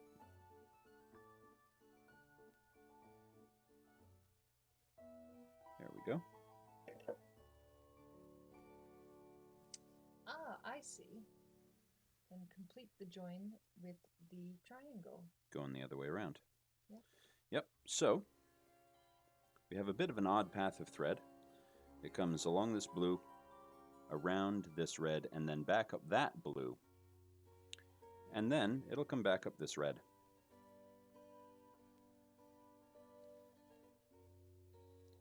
But so long as you're going along triangles and not crossing joints, it is all fine. And that will allow us to bring these 2 points together to make the next octahedron. So I'll take it back down the far triangle. I'll try to, but it collapsed on me.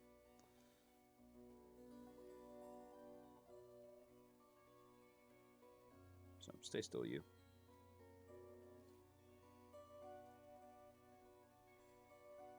Now There I we go. dropped it down that one. I dropped the needle. Can I see what you're doing? Oh, you crossed the I joint. crossed the join. Ugh. Good thing you checked. Yes. In this case, yeah, that's exactly what I was going to say. Yep. But I have my 2 triangles, and I am connecting this one and that one across here. So when I pull on the thread, they come together and form that peak. It is so easy to cross the join by accident. Yes, it is. But, of course, now I have to go along here and come out through the middle again. That's what I was trying to avoid. Yeah, there's no getting around it. It's going to happen at least once or twice for every octahedron.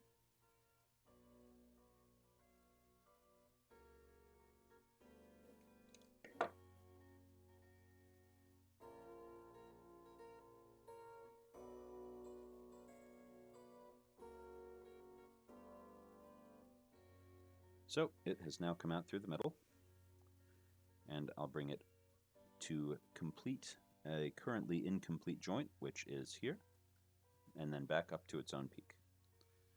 So from the middle, up through the red, and out the tip of the new octahedron. And at this peak, there's still an incomplete joint from here to here, so we'll go through there.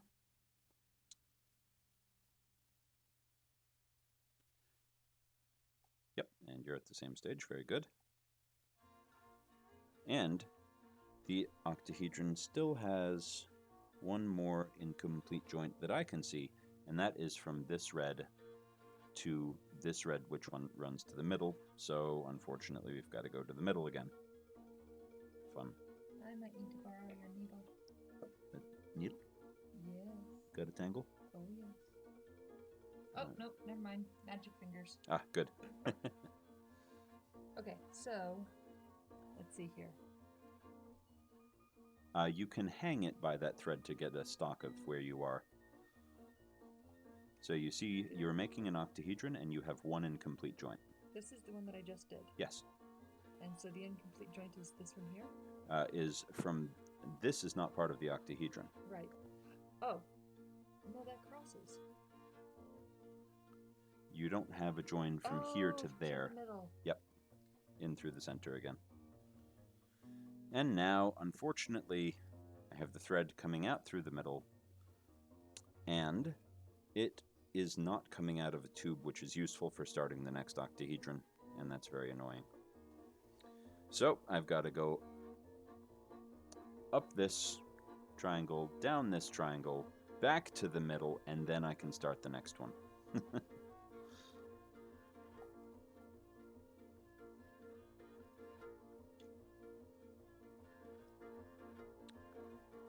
Although, come to think of it, there is one theoretically useful joint which has... Oh no, never mind. Not useful after all. So, I'm going to come across.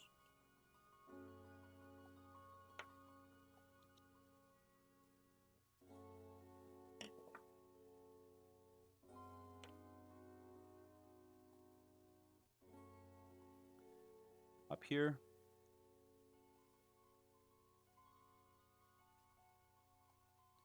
Out the tip of my newest octahedron.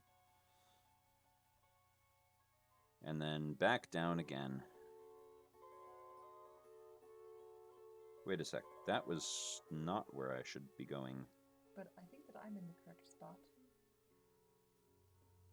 This was easier than I thought. You just completed your octahedron? Yes. Good. So, now that I'm looking at it, I crossed a joint. Ah! And that's why it was easier than it should have been. So yes, you are in the right place, and in a second, once I've pulled this thread out, I will be in exactly the same place.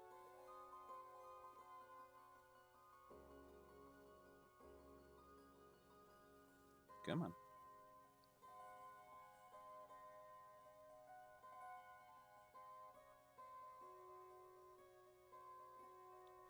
So, did you go like so? Yes. All right, I need to catch up to you. So I've come through here. Now I need to go there, there, and there.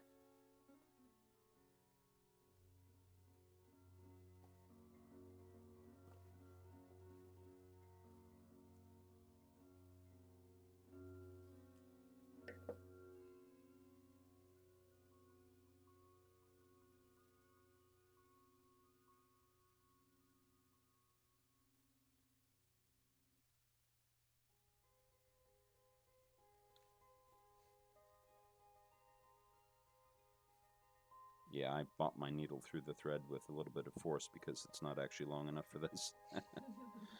And then it makes it just slightly easier to do. All right, grab the needle, pull it out through the center. And I'm about to start my next octahedron on this open square because I have my thread coming out through there. So 2 reds.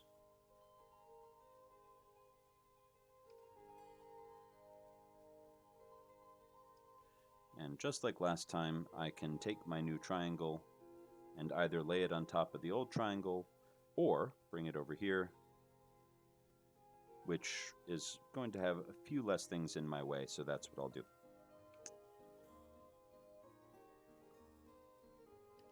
Come along the blue. So this is just a complete repeat of the last one. It's oriented the same, the path is the same. Now I just need to remember the path. I'll talk it through. 2 more reds.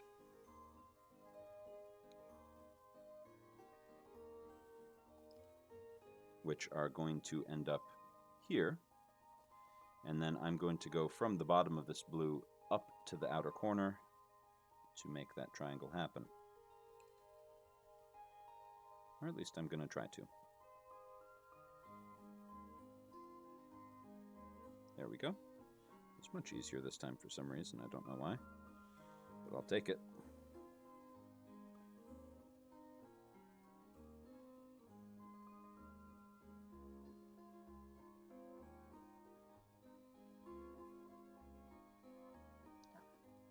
And then I come along this red out to the point of the new octahedron.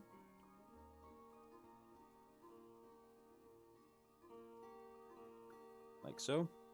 Bring these 2 tips together and join them.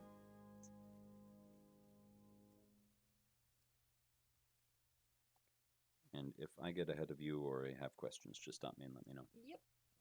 I'm going to need to add a thread soon. Yep, me too. In fact, I'm going to pause and do that now. Okay.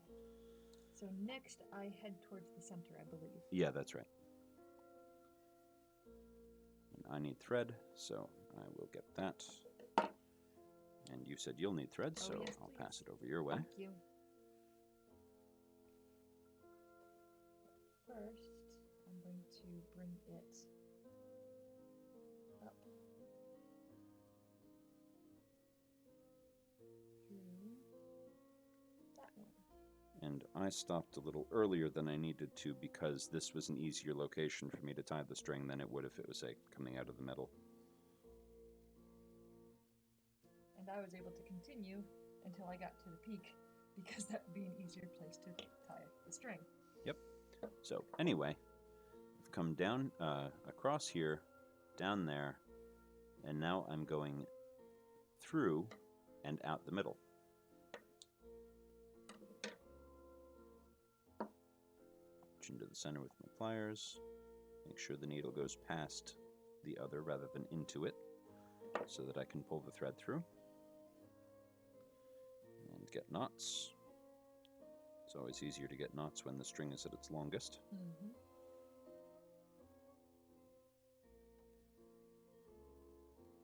Pull it nice and snug. And I've come through here, and I'm going to go up that triangle, out the peak. And this is where it starts to get quite tricky, and it's really easy to loop the string around some of the other straws and just have a hard time. So I'm going down that one next, I believe. Correct. And I have just reached that same point, or just about. Mm-hmm. Just need to pull this tight, and then I'm there too. So, along here, up there. Now from here, I'm going down that one. Mm-hmm. And then back into the middle to finish off this octahedron.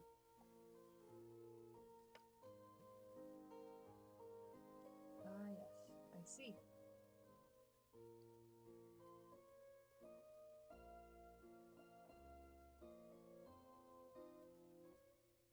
Back to the middle.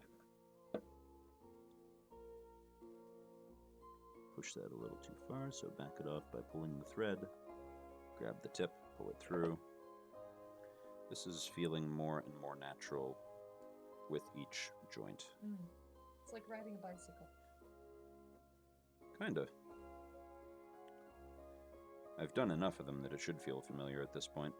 So, I've come through here. Now I need to go up, down, and across in order to be coming out of this straw to start the final octahedron.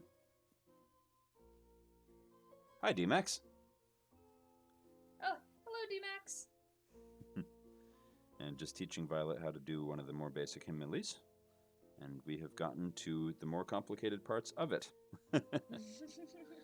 Been going for a while. I've listened through both of my Kontala albums once, and I'm just about finished with the second play of the first one.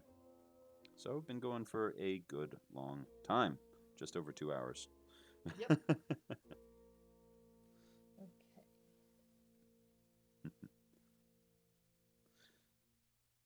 So come up through here. Time to start the next peak for the next octahedron. It looks like this takes a long time, but really there's been a lot of learning and explanation. Yep, So. a lot of talking, Yep. a lot of mistakes being made because I'm slightly out of practice and also trying to teach. You got a lot on your mind. Yeah, but it's going smoother and smoother as we go, and each one is getting faster. So, I have my 2 new red straws, which will make the beginning of the final peak. Now, this time, because I've already got 3 peaks around this way, I am going to have one of the triangles overlaying on top of one of them, and there's no way around it. So this time, I am going to allow it to happen over here.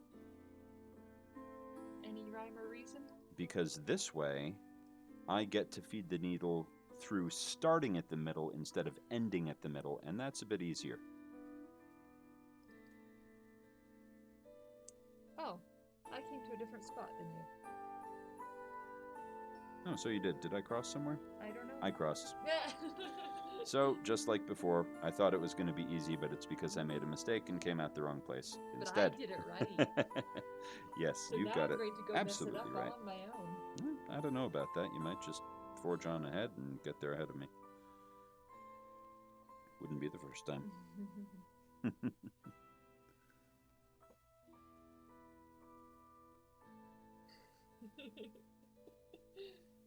Actually, I need to unthread the needle and grab that. Yep, I crossed a joint, which is bad. But if you catch it soon enough and fix it, it's not too bad. Oh yes, stuff you did in high school. I know that some high schools around Christmas time will have programs, and stringing Himmelis is sometimes in one of those special holiday activity programs. Was it something like that, D-Max? Wish I'd gotten to do that. Although the stuff that I did was pretty fun, so I can't complain. Did a lot of pottery. Right.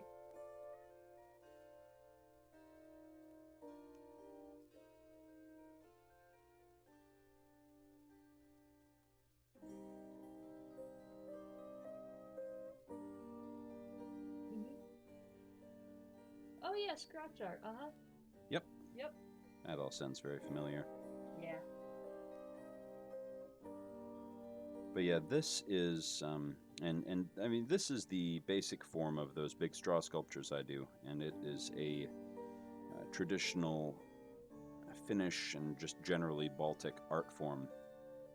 GX scratch art, nice. Nice, of course you did. Nice. But yeah, it's a. Aw.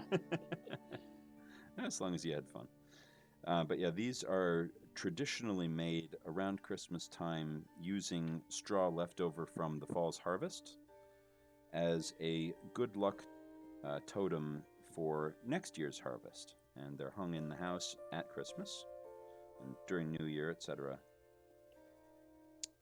And then if they're especially nice and if they're behaving, you might keep them for next year, or sometimes they're actually burned in effigy.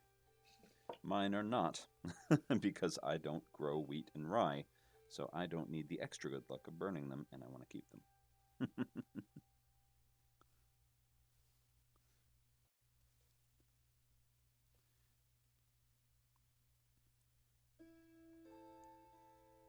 Yeah, these are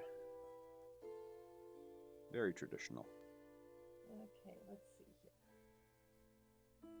I've done that correctly so far. I need to... So I'm coming out of this one. I don't think that I've crossed anything yet. I don't see any crosses in there.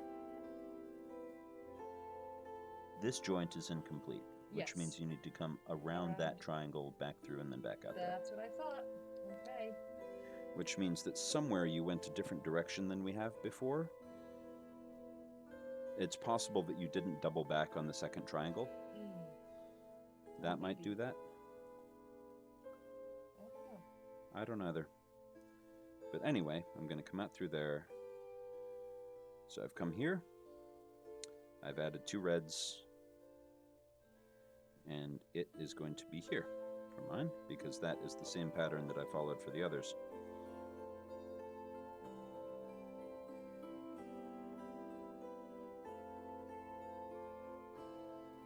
Okay. The last 2 reds.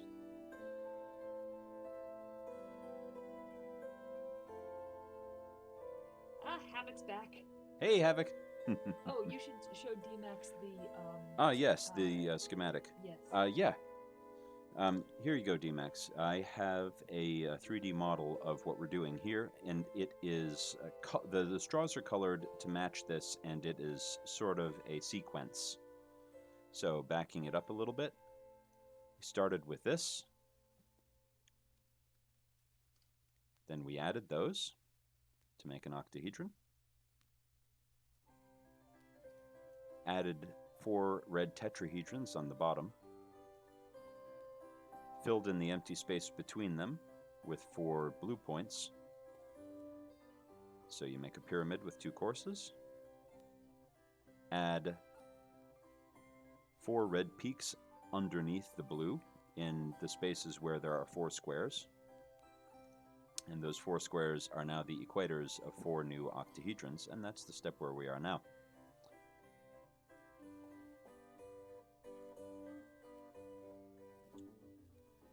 Actually, the step that I'm on is checking to make certain that I didn't make any mistakes. Right, and I'm still building the last one. Right. Yeah, I'm coming out this peak. I have no idea. I suspect we're going to end up slightly different that way, but that's fine. Okay. Which straw of the peak did you come out of? This one. A center one? Yes. Good. That sets you up well for the next step. We'll see if I am so lucky. Instincts.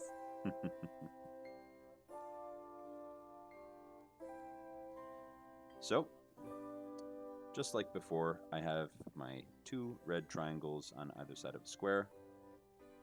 Bring them together and join them across the part that now becomes another triangle.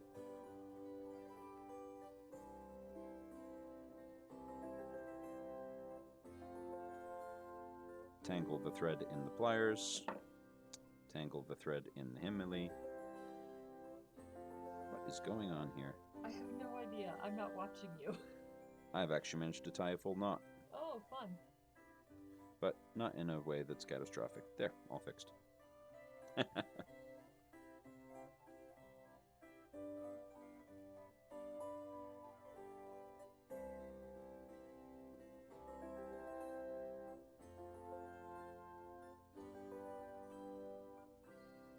You know, I once had a set of earrings that had the earring wire that went through your ear, twisted like this. Oh, that must have been awful. It was terrible.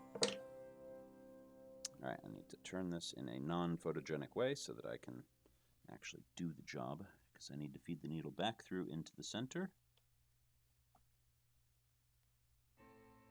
And this is the most awkward occasion yet, because it's going through where there are now 12 straws coming through a single vertex. And I do need to feed it back up for the last time. And so yes, I will be coming out of a different straw than you.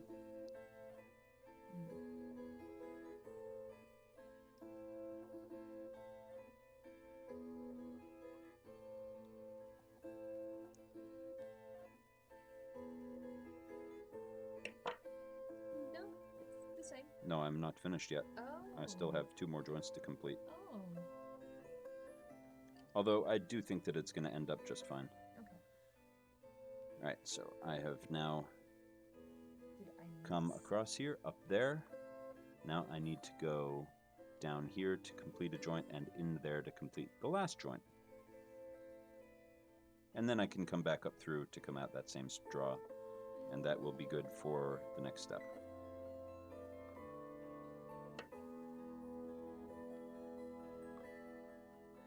Oh, well then clearly that's what I did because I have good instincts. Excellent. There we go.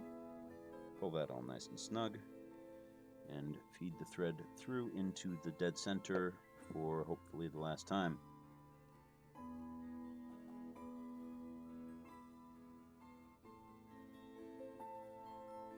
Yeah, there's no other straws that can actually go in there. Nope, that is a full vertex. You can't add anything to that spot.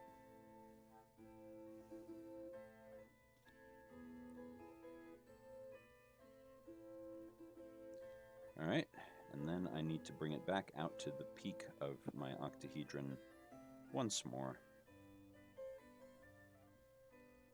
But I'm actually going to be a little bit clever about it, because what we have here in the middle is the peak of another octahedron. Mm-hmm. And those 4 straws are not joined to each other. We want them to be. Ah. It is less important because it's so dense, but ideally they would be joined, so that's what I'm going to do. Okay. Although, actually not yet, because I once again miscalculated where I am. So, we will be doing that, but not yet. Okay. So, I have brought the thread from the middle, out this straw, and out the tip of one of my bottom octahedrons to finally yeah, D-Max. complete The music is really good. It's one of my favorite things to listen to, especially when the snow's falling. It sounds like snowfall to me. Me too. So. Yeah, it is Contola music, which is that big zither that I've shown off a few times that I made, but played professionally. And it is, yeah, I want to say this is 2 people playing, but they're like professors at the Sibelius Academy. So, in any case, I have now got the thread coming up from here, and we're ready to move on to the next step of the diagram. So we have this made. We're working on this underside here, and what we will be doing is adding a very simple square, which will make up the perimeter, or the equator, of another octahedron at the very bottom.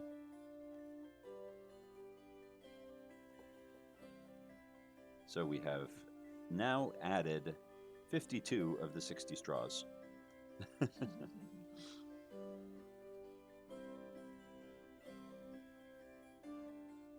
Now, why did you choose to have this be a yellow layer instead of green? You know, because this bottom peak here was yellow. Okay. So it doesn't actually make any sense at all, and I think I will take what you're saying to heart and change it. Okay.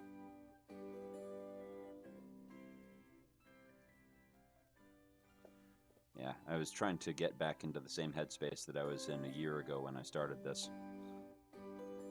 So, those will actually be green. And then the final step will actually be yellow. Okay, thank you. I'm very happy to do it. I just was confused when I was assigning them before. There. Aha. But yes, we will be adding this green square to the underside of the 4 red peaks that we just created, which means that we will be having to take the thread down those and into the dead center several times, and then back up again. Fun. Yes, it's going to be a little bit technically hard. But that's all right. But yeah, the only reason why I thought of it is because you keep calling these the The equator. green equator, yeah. Yes. Yep, that's absolutely right. Okay. So. Ooh, and this here is my favorite piece of Kantele music. It's Konevitsen kirkonkellot, which means the church bells of Konevitsen. And I just think it's gorgeous. Okay, so this. So, start by putting a single piece of green on the thread. It goes from here across to another peak. And then the thread goes down the peak into the dead center and disappears into the mass of 12 straws and is very hard to get at. So you have to kind of push the straws out of your way until you can see the tip of your needle, and then I'm using my pliers to grab it and pull it clear of them out through the center, making sure that it doesn't hook on any other threads or go into any of the other straws, and that's annoying.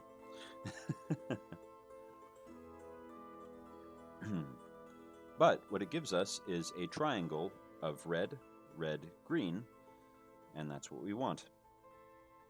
So next I'll be going from this red to that red, because that is one of the points of the final octahedron. So take the needle in through here, and you have to get it up through the middle into that straw. Am I putting it up the correct one? I came down this one. And up there? And up there. That's correct. You're going the opposite direction to me, but it doesn't matter. Yeah. So, yep, that's right.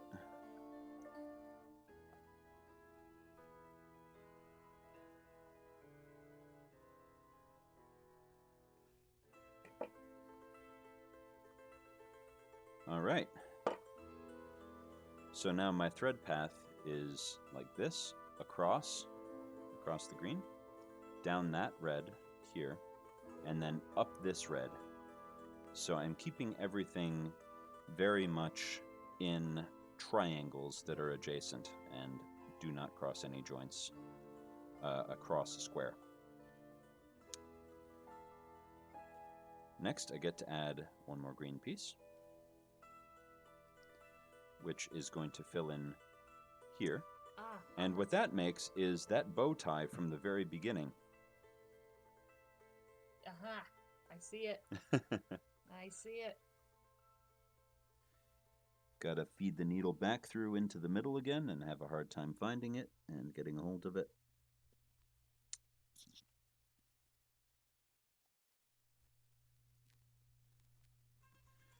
And yeah, you wouldn't have heard probably D-Max, but Violet has the advantage of a longer needle, which makes that a little bit easier to deal with.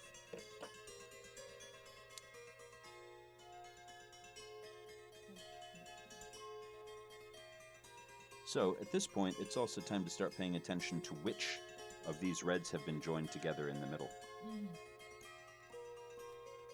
These two. So I need to join these two? Ultimately, you want all four joined, so you could go either here or there.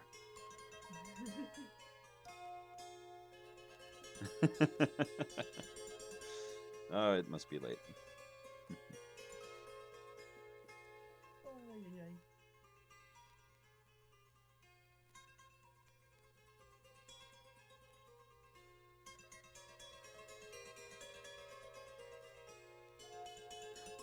All right, so because I've come here, here, and then back down, I have a choice of two different ways I can go from here. I can either go back there, which is a joint that needs to be made, so I would have this one, or I can go here and up there, which there's a joint that needs to be made.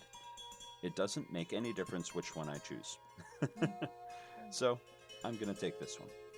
Yeah, it's 1 a.m. our time, but I mean, I've been up since about 6:30 because I had to work in the morning, and Yoshi, probably you got up what, noon? More like 11:30. Okay, yeah. So yeah, I've only been awake for about 12 hours. Right. 11 and a half.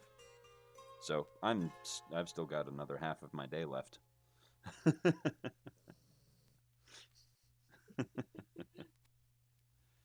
Yeah, it's pretty rough. Anyway, I'm going to choose to go this way.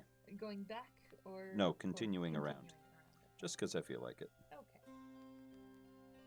And you're traveling in the other direction. Because why not? Why not? Yeah, D-Max, I get Mondays off, so Yeah, so yeah. neither of us has to work tomorrow, which is very nice. Probably build a lot of Lego.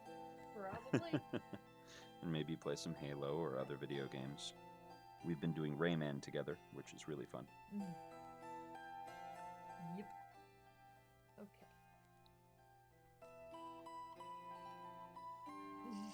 Oh, nice, Havoc.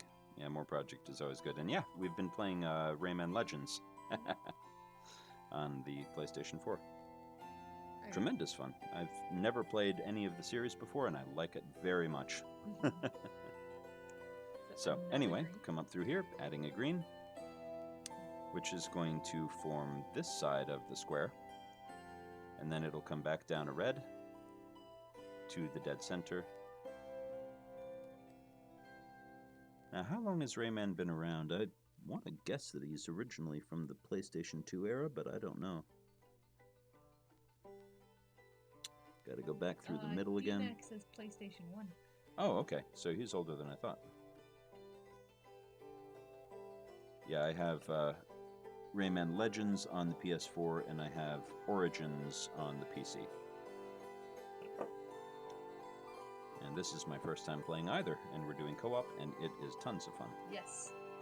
Frustrating at times, but very fun. Fun but frustrating at times basically sums up 2D platforming. Uh-huh. Oh yeah, I've never played Beyond Good and Evil either, although everyone always tells me that it's excellent. So maybe one day I'll fix that. Oh, I should get some more thread. Yep, Rayman and Crash Bandicoot are good companions, I would say. I'm a huge fan of Crash. And I never had the opportunity really to play games as a kid. So I'm getting the opportunity now and learning all about these things.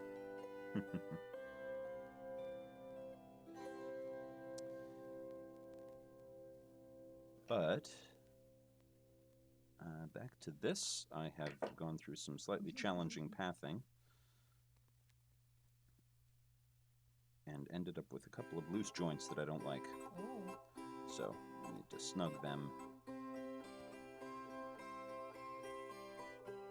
There we go. All better. So, came along green, up red, along green, down red, back up red, and I'm going to add my final green to complete this square. Although, looking at it, I should probably tie on what is likely to be my final piece of thread, because I think I'll run out very soon.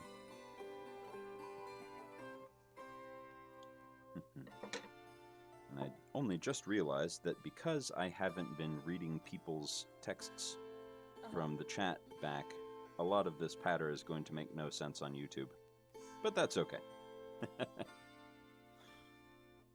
Hopefully there's enough visual and enough description that this will be useful, albeit very long. Yeah, I'm not particularly a streamer. Every so often I've been saying, or at least...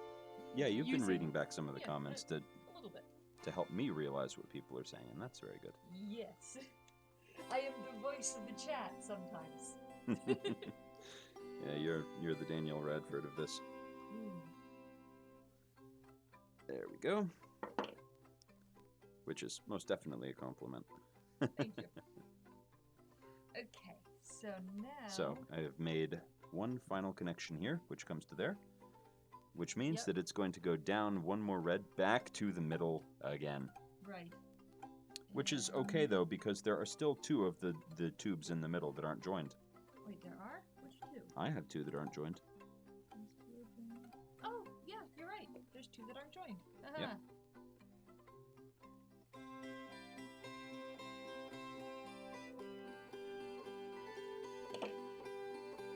Alright, got that. Pull it through.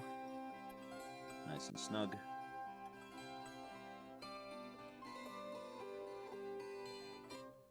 So, during the course of this, I've been going through the middle a lot, and the result is that I have been joining the tubes that are next to each other with a connection here, here, here, etc. And now there is one final one that I haven't made, and that is the connection from here to here. So, that is the way that I will choose to come back up. That's a bloody difficult one. Good grief. Yeah, well, it's actually about the same as all of them. You just kind of maneuver the other straws out of the way because there's a bit of flex in it and you can push it through. It is the hardest, but only by a little bit. But that's where your twisted needle is going to be the most challenging. Looks like you got it, though. Yes. Excellent. And have I managed to loop this around stuff and tied awful knots in the project? Yes, I most certainly have. So I need to pull it out. Now, I've got a question. I will answer once I have fixed the mess that I have made. Okay. I think that I have done this correctly.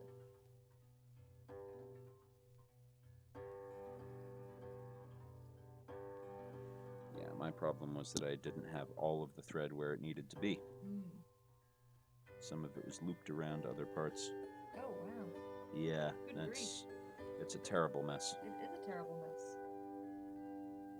So at this point I can put the needle back on it and use that to get it back where it wants to go.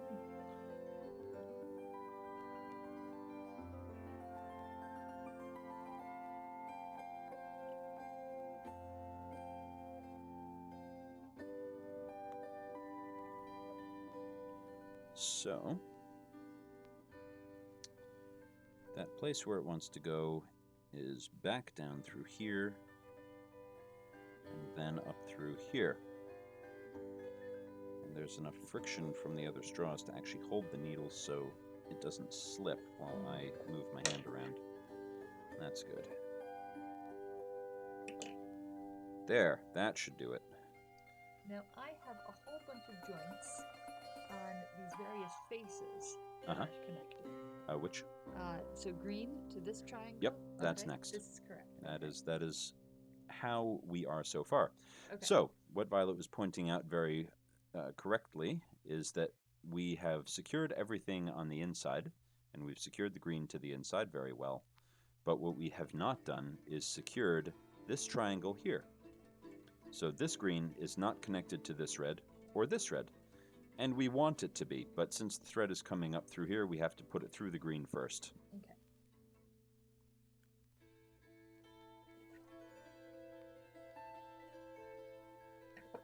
So the thread goes through the green and gets hooked on other things on the way. There we go. And then we just put it around this triangle once. Maybe more than once if we feel like it. And the reason we would feel like it is because if, in case going more than once sets us up better to get to the next one, which I think it will. Yeah. So go around the triangle.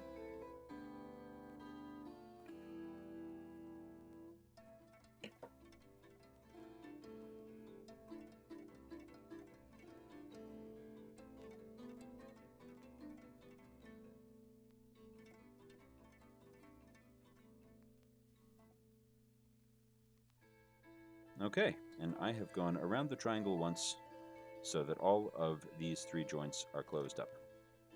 And are you in the same spot? Oh, no, I need to do that first. Ah, you had one more to go. Yep. Okay. Okay. So now we want to move from this triangle over to this triangle. Or, since I'm going the opposite direction, You don't have to. that's where it came out. Yes, that's where mine is too. It's exactly the same. Oh, okay.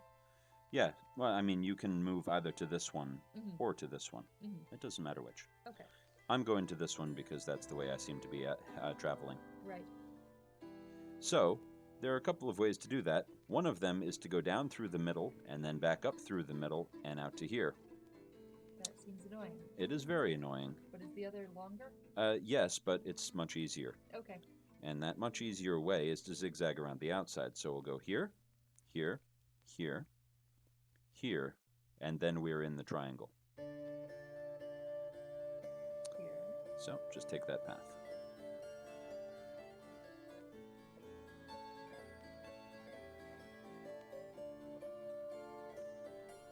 So that's red.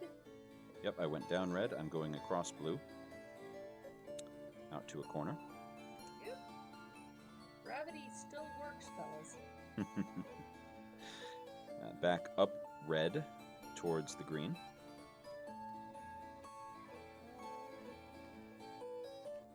And at this point, I'm turning the corner of the whole shape. Oh, that's quite a knot. You want the needle? Yes, please. All right, let's see if we can get that easily. I bet you can.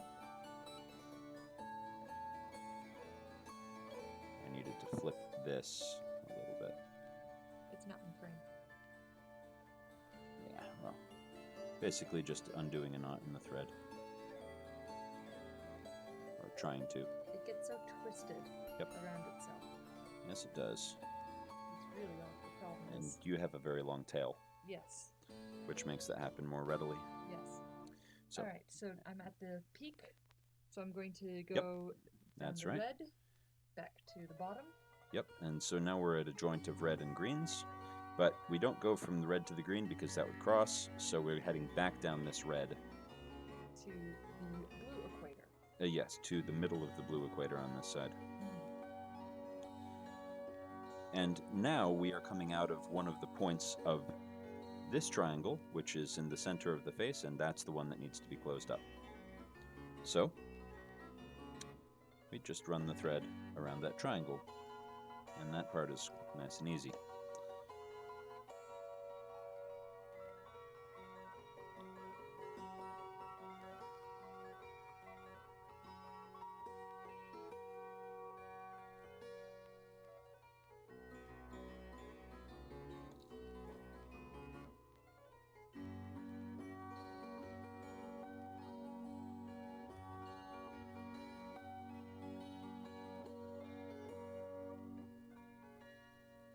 Now I've completed the triangle, but I'm in an awkward spot to continue, so I'm actually going to go one more space around the triangle.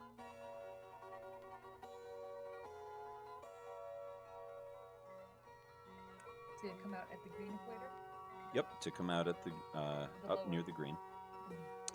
But again, I'm in the wrong spot to go to the next part of the green, so I need to come down the red again, out to the blue corner.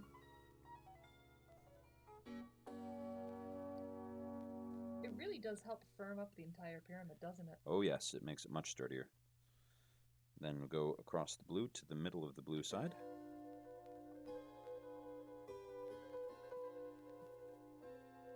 And I might actually end up needing more thread after all because I forgot about this step. And then I am now here, and I can go around the triangle because I've come from here, zig, zag, zag, zag, zag. And the third one will be secure. Okay, so I came out the blue. Yes, and I go down the red. Yep. And then secure that triangle.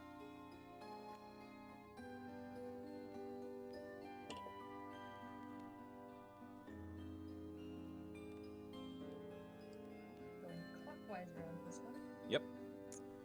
I'm not 100% sure that they'll reverse direction each time, but it's possible that they will. And that's fine.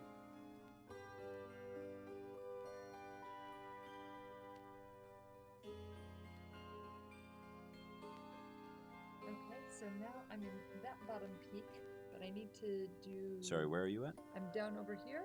You're here? Have you done all the way around the triangle? Yep. It's loose, but... Right. All right, so you and I are in the same spot. Okay. So I have gone around the triangle once. Yep. So I will go across green, down red, blue, red, red, and then finish the last triangle. Okay, green. Yep. Red. Down red towards the middle of this face. So it's still that same triangle. Yes, and that is the last pass of that triangle, and so you want to cinch it up nice and tight. Mm-hmm. Then through the middle of the blue out to the corner of the blue. Mm-hmm. And I managed to come out underneath all of those other threads, which is a problem, so I need to pull the blue out. And there, now that's all better. Then up the red outer corner towards the green. And then start on the next triangle. That's right. Okay. And so now I'm here. I can just run the thread around this triangle, and then I believe that's all of them. And then tie on another thread. Yes, and then tie on the last thread, that's right. Fortunately, the final peak is much easier than a lot of what we've done. So that should go relatively fast.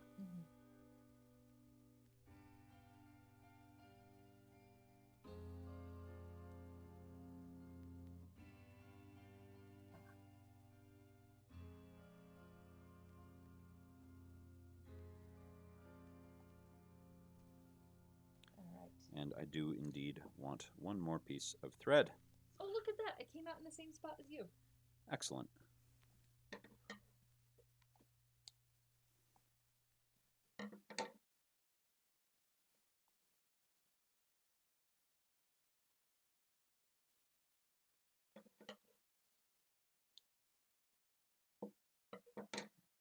Ah, and I seem to have run out of Contala music once more. Well, then clearly you have to restart the playlist. Yep, yes I do. So I will do that.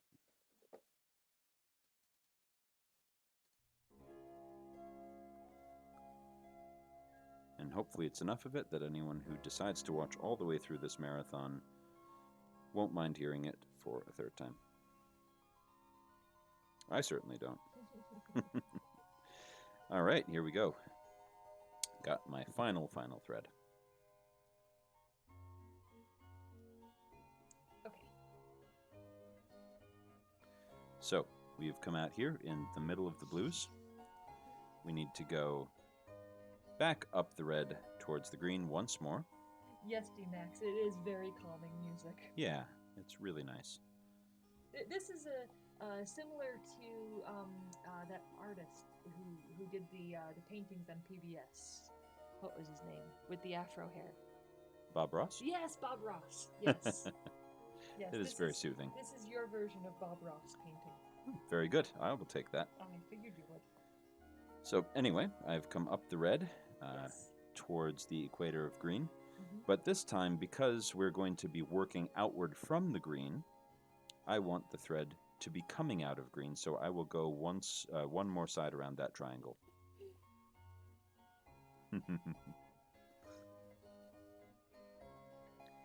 But yeah, this is the music that some of the music that I grew up listening to. It's actually transcribed off of my dad's old vinyl record, which he still has. And I absolutely love it. It is the reason why I made that instrument is because I always wanted one from growing up with this. So, this step is now finished. Yay! We have almost completed the project. We've made this. The final step is adding that bottom peak of yellow. And that is going to be relatively simple.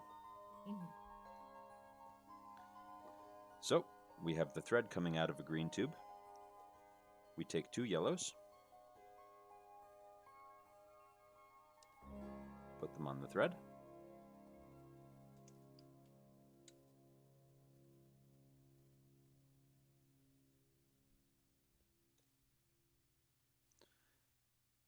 Comes out this green tube, skips one, goes in the bottom green tube.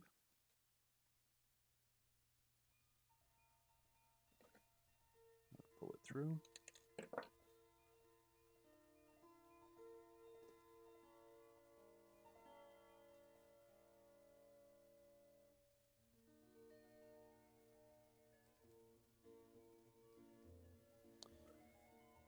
So we have this very familiar at this point triangle coming off of the green square. Add the last 2 yellows, the last 2 pieces,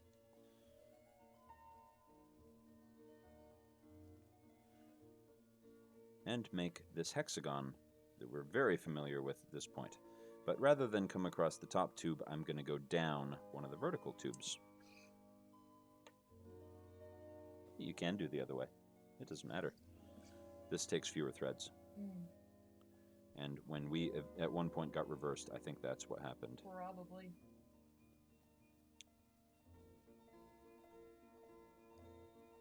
So, as per usual, have the two triangles on either side of a square. Bring the needle up through the yellow out to the point of this triangle.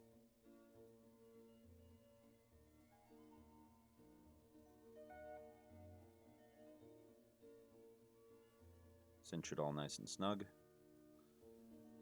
Bring the two tips of the triangles to each other and put the thread through the opposite one.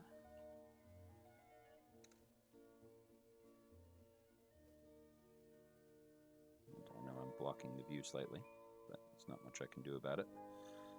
There we go. Bringing this and this to meet each other. And at this point, we just complete all the joints. Right. This is open, so we join that with thread.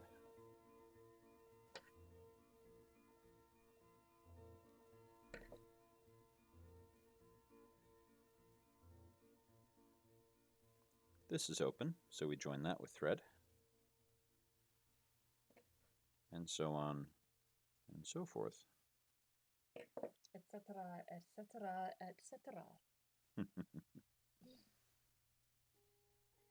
Aha. This one is open. It's an open one at the very top. Just fire that needle through and hook it on the pliers again. There we go. Ah, now this one is open.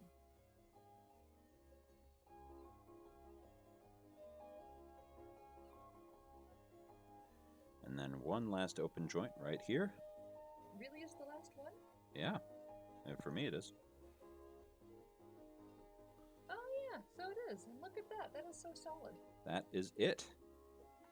And then I'm going to bring the thread through the yellow straw and out to that tip one last time.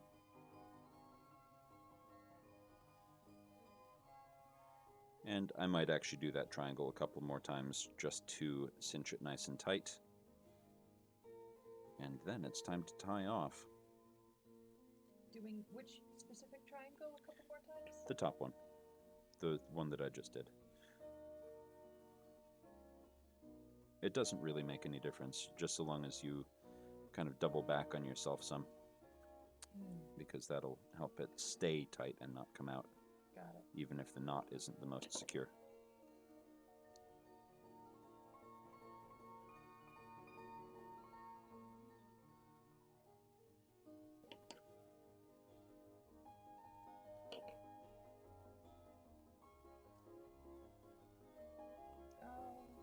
Fluff another. Ah, got a tangle. Yes. Ah, that was a lot easier than I thought it would be.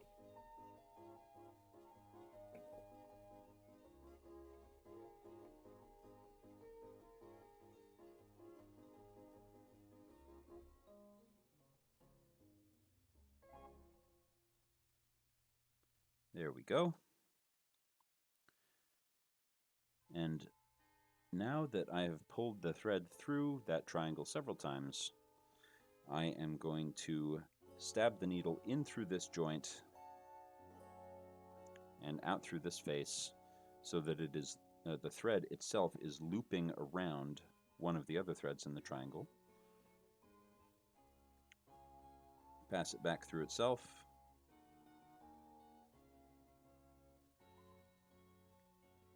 To start the tie, and do it again.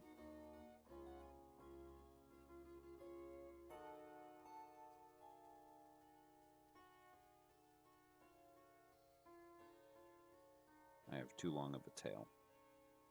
There we go. Pass it back through the other side.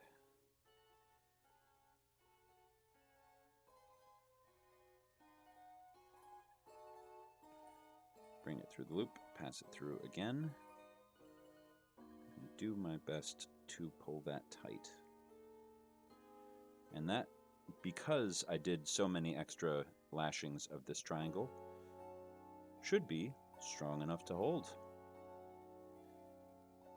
So the last step is to tuck in the end of the thread, and I have way more than I need. So what I will do is I'll take my scissors, I will take my thread that's left over, lay it along this last green, right along here, take my scissors and cut the thread so that it is just barely shorter than the green straw. Quick question. Mhm. I've done multiple lashings. I bring it back to the end there? Out to here, actually. You're in the right spot I'm to in the finish it. Oh, okay. And because you came out of here, I recommend doing your tying around that thread. This one right here. Yes. The yellow and the green joint. Yep, or you could do red and green, it doesn't matter which, but Okay. one of those two. All right, and so... Pull it through. Yep, do that once and pull it very snug. Then do it again and do a couple of extra lashings. Okay. So, anyway, I now have a tail of thread, which is coming from here and going along here, but it is not quite long enough to get to the other side of the red tube. I will thread my needle onto that thread, and then I will push the needle into the green tube, eye first instead of point first. And that will take the thread all the way through the green tube until it can't go any farther, and then it'll slip free of the eye. You drop the needle through, and the tail is tucked into the green tube and invisible. So I'll be tucking into the yellow tube, correct? Yes. Okay. Or you could do it into the green, either of the two, doesn't matter which. Well, this is more naturally going off to there. Then that's what you do. That's what I do. So, yep. Cut that off. Would you like me to? Yes, please. There you go. Thank you. And just like that, we are finished. And if any of the sides look a little funky, like here, that's crushed in a bit, pull it out so that the joint is correct, here, etc. There, we did project. We did project. I'm just examining all of my connections to see if they're lying right. And they're not as bad as you might expect. Turn this over. This red is crushed in a little bit, so I'll pull it outward very slightly here. But that's that. So, here is the piece.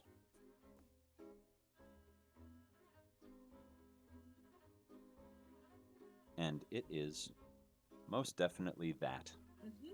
We did it right. But a little bit slimmer looking because the straws are longer relative to their thickness than this diagram. So, the next part, which is fun, is if we want, we can join the two to each other. Aha! And now, because I have not been crossing across any of the square joints with thread, there is not actually anywhere to tie a hanging thread that is dead center. Yeah, so how do we solve that problem? We solve that problem by tying a hanger thread across the joint. So, put a thread through from face to face, bring it out. Oh, well, thank you, Havoc. Aw, that's very nice. I'm glad you're enjoying yourself. We win Twitch. Apparently. So, we tie that. Not tight. We don't want to cinch it tight. And then tie it once more the opposite way to make a square knot.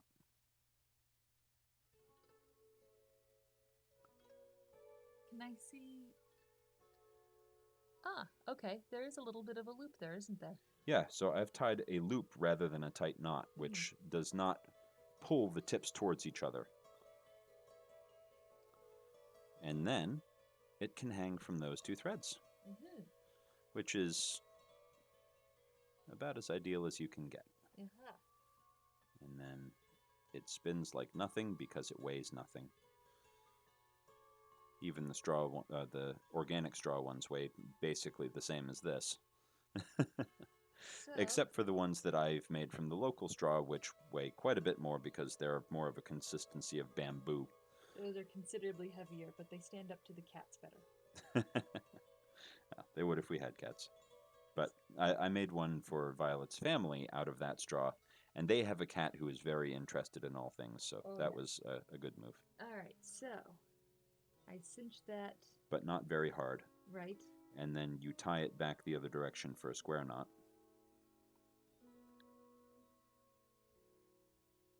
And you're definitely out of frame. I'm not sure if you were trying to be in frame. Not much havoc. Probably about 10 to 15 more minutes. That's at most how much longer it'll take. Might be less. I can't tell if I actually. I know. I think I managed to do it. It doesn't matter whether you did or not. It'll be fine either way. Yep, and then just pull that snug. Very nice. And that gives you a hanger. It does. Look at that. So, we have two.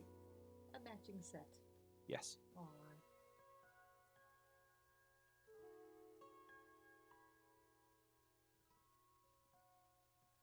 And just tie those two hanger threads to each other.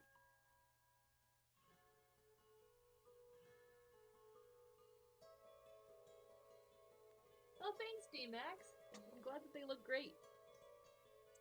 Trim that. And if I were actually doing this for a piece, I would do that with a single thread instead of joining two. And I'm going to do my best to re-angle my camera.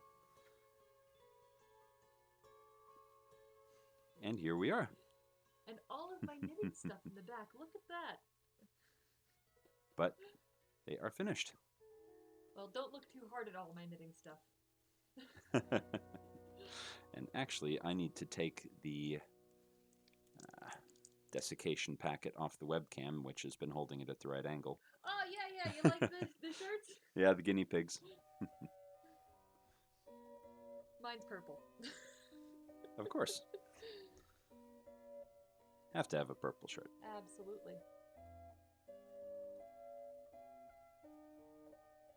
Aha! Yep, Radical Joe is my favorite of the shirts, too. I also got a Standing Joe because I thought it was adorable, and it came on a really gorgeous dark blue. Yes.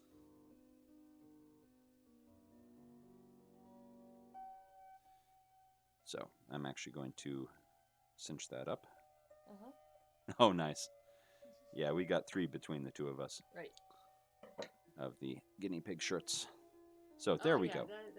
That is a much closer sizing. There we go. Oh yeah, Jurassic Joe is great too. I was considering that, but I liked Standing better. Yeah, yeah, that's really Joe good. versus the 90s. But here we are. This is a slightly more than basic Himmeli. Right. It's a good long introduction in how to do them. Yeah, yeah, it's a nice 3-hour video.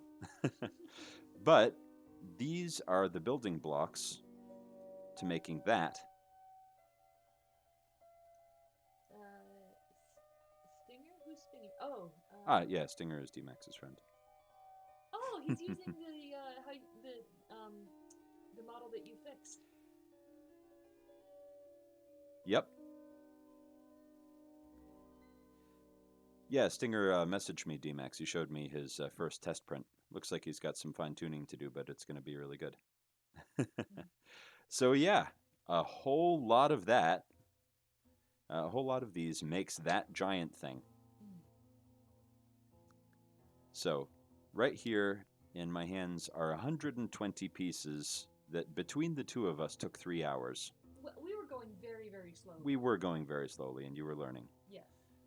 But 120 pieces here. The big one is about 1,500. So it was a much longer process. And that also means all of the cutting of 1,500 identical pieces. And a few longer ones for the dangles. Yeah, Yoshi doesn't do things by half.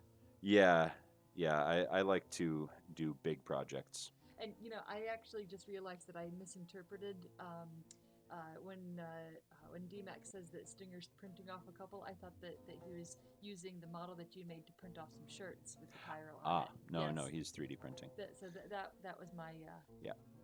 my misinterpretation. I've been awake far too long. Yes. But yeah, you can also do things that are not based on octahedrons. This one is based on a ring of decahedrons. And then the hanging pieces are tetrahedrons top and bottom. And then more decahedrons up the middle. But all of the same principles apply in terms of the path for stringing. That's okay, DMAX. Yeah, we got you. Yep. And all good now. But yeah, that is the process. And just to bring this back, I added a few more pieces to the model to show how you might take this basic and start expanding it towards that larger thing, which is that you would not build that bottom peak. And from here, you would basically go back to this part and use exactly the same principles of making the red tetrahedrons. And you would make them off of the red tetrahedrons so that rather than 4, the next course has 8 of them. And then you fill in the corners with more blue. And you would also, if you were going to continue building a solid one, you would add blue across here. And then more peaks on the bottom, and from there you can build outward and outward and outward until you get to that. And you can either fill in or leave airspace to get that design that you see when it spins. We actually have that one hanging in our stairwell. Yep. Yeah, that was a very big project. It took several months, all told. But I was actually able to enter it in a juried art show. And yeah, it's our stairwell decoration. Yep. It's huge. The only place it fits is the stairwell. Yep. Yeah, it's well over 2 feet high. Yeah. The circular one actually is in our kitchen. Yeah, over top of our breakfast nook where we make tea. But there we go. That is the project. That is how to make a basic and slightly more advanced Himmeli, which teaches you a lot of what you need to create really advanced ones. And anything based on octahedrons is fairly simple. All of the pieces of straw are exactly the same length as each other, so you don't need a real plan. You can just start building and see what you come up with, or you do a sketch first. Thanks, DMAX. Yeah, thanks for stopping by and watching as much as you did. I'm impressed. Yeah. I'm just going to bring up one other model for reference, and it is a new project which I will be working on that I have actually started that is far more complex, to the point where my cutting list is a couple dozen different lengths because it is all made of non-octahedrons. And it's got all kinds of different modules. And it is going to be very complicated. And it will hang in the shop where I work, possibly with some actual amethysts in and amongst the straw, which would be really cool.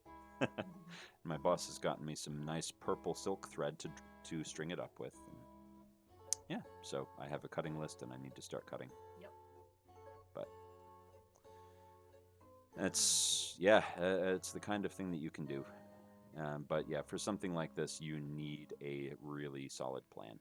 You can't just wing it. But yeah, anything based on octahedrons, just build, get a whole bunch of equally sized pieces, and go to town. Well, that will do it. It's been a very, very long stream. Right. All of you guys who stopped by, it's been great chatting with you and showing off what this is like. Now, I'll hopefully see you all again soon. Oh, yes.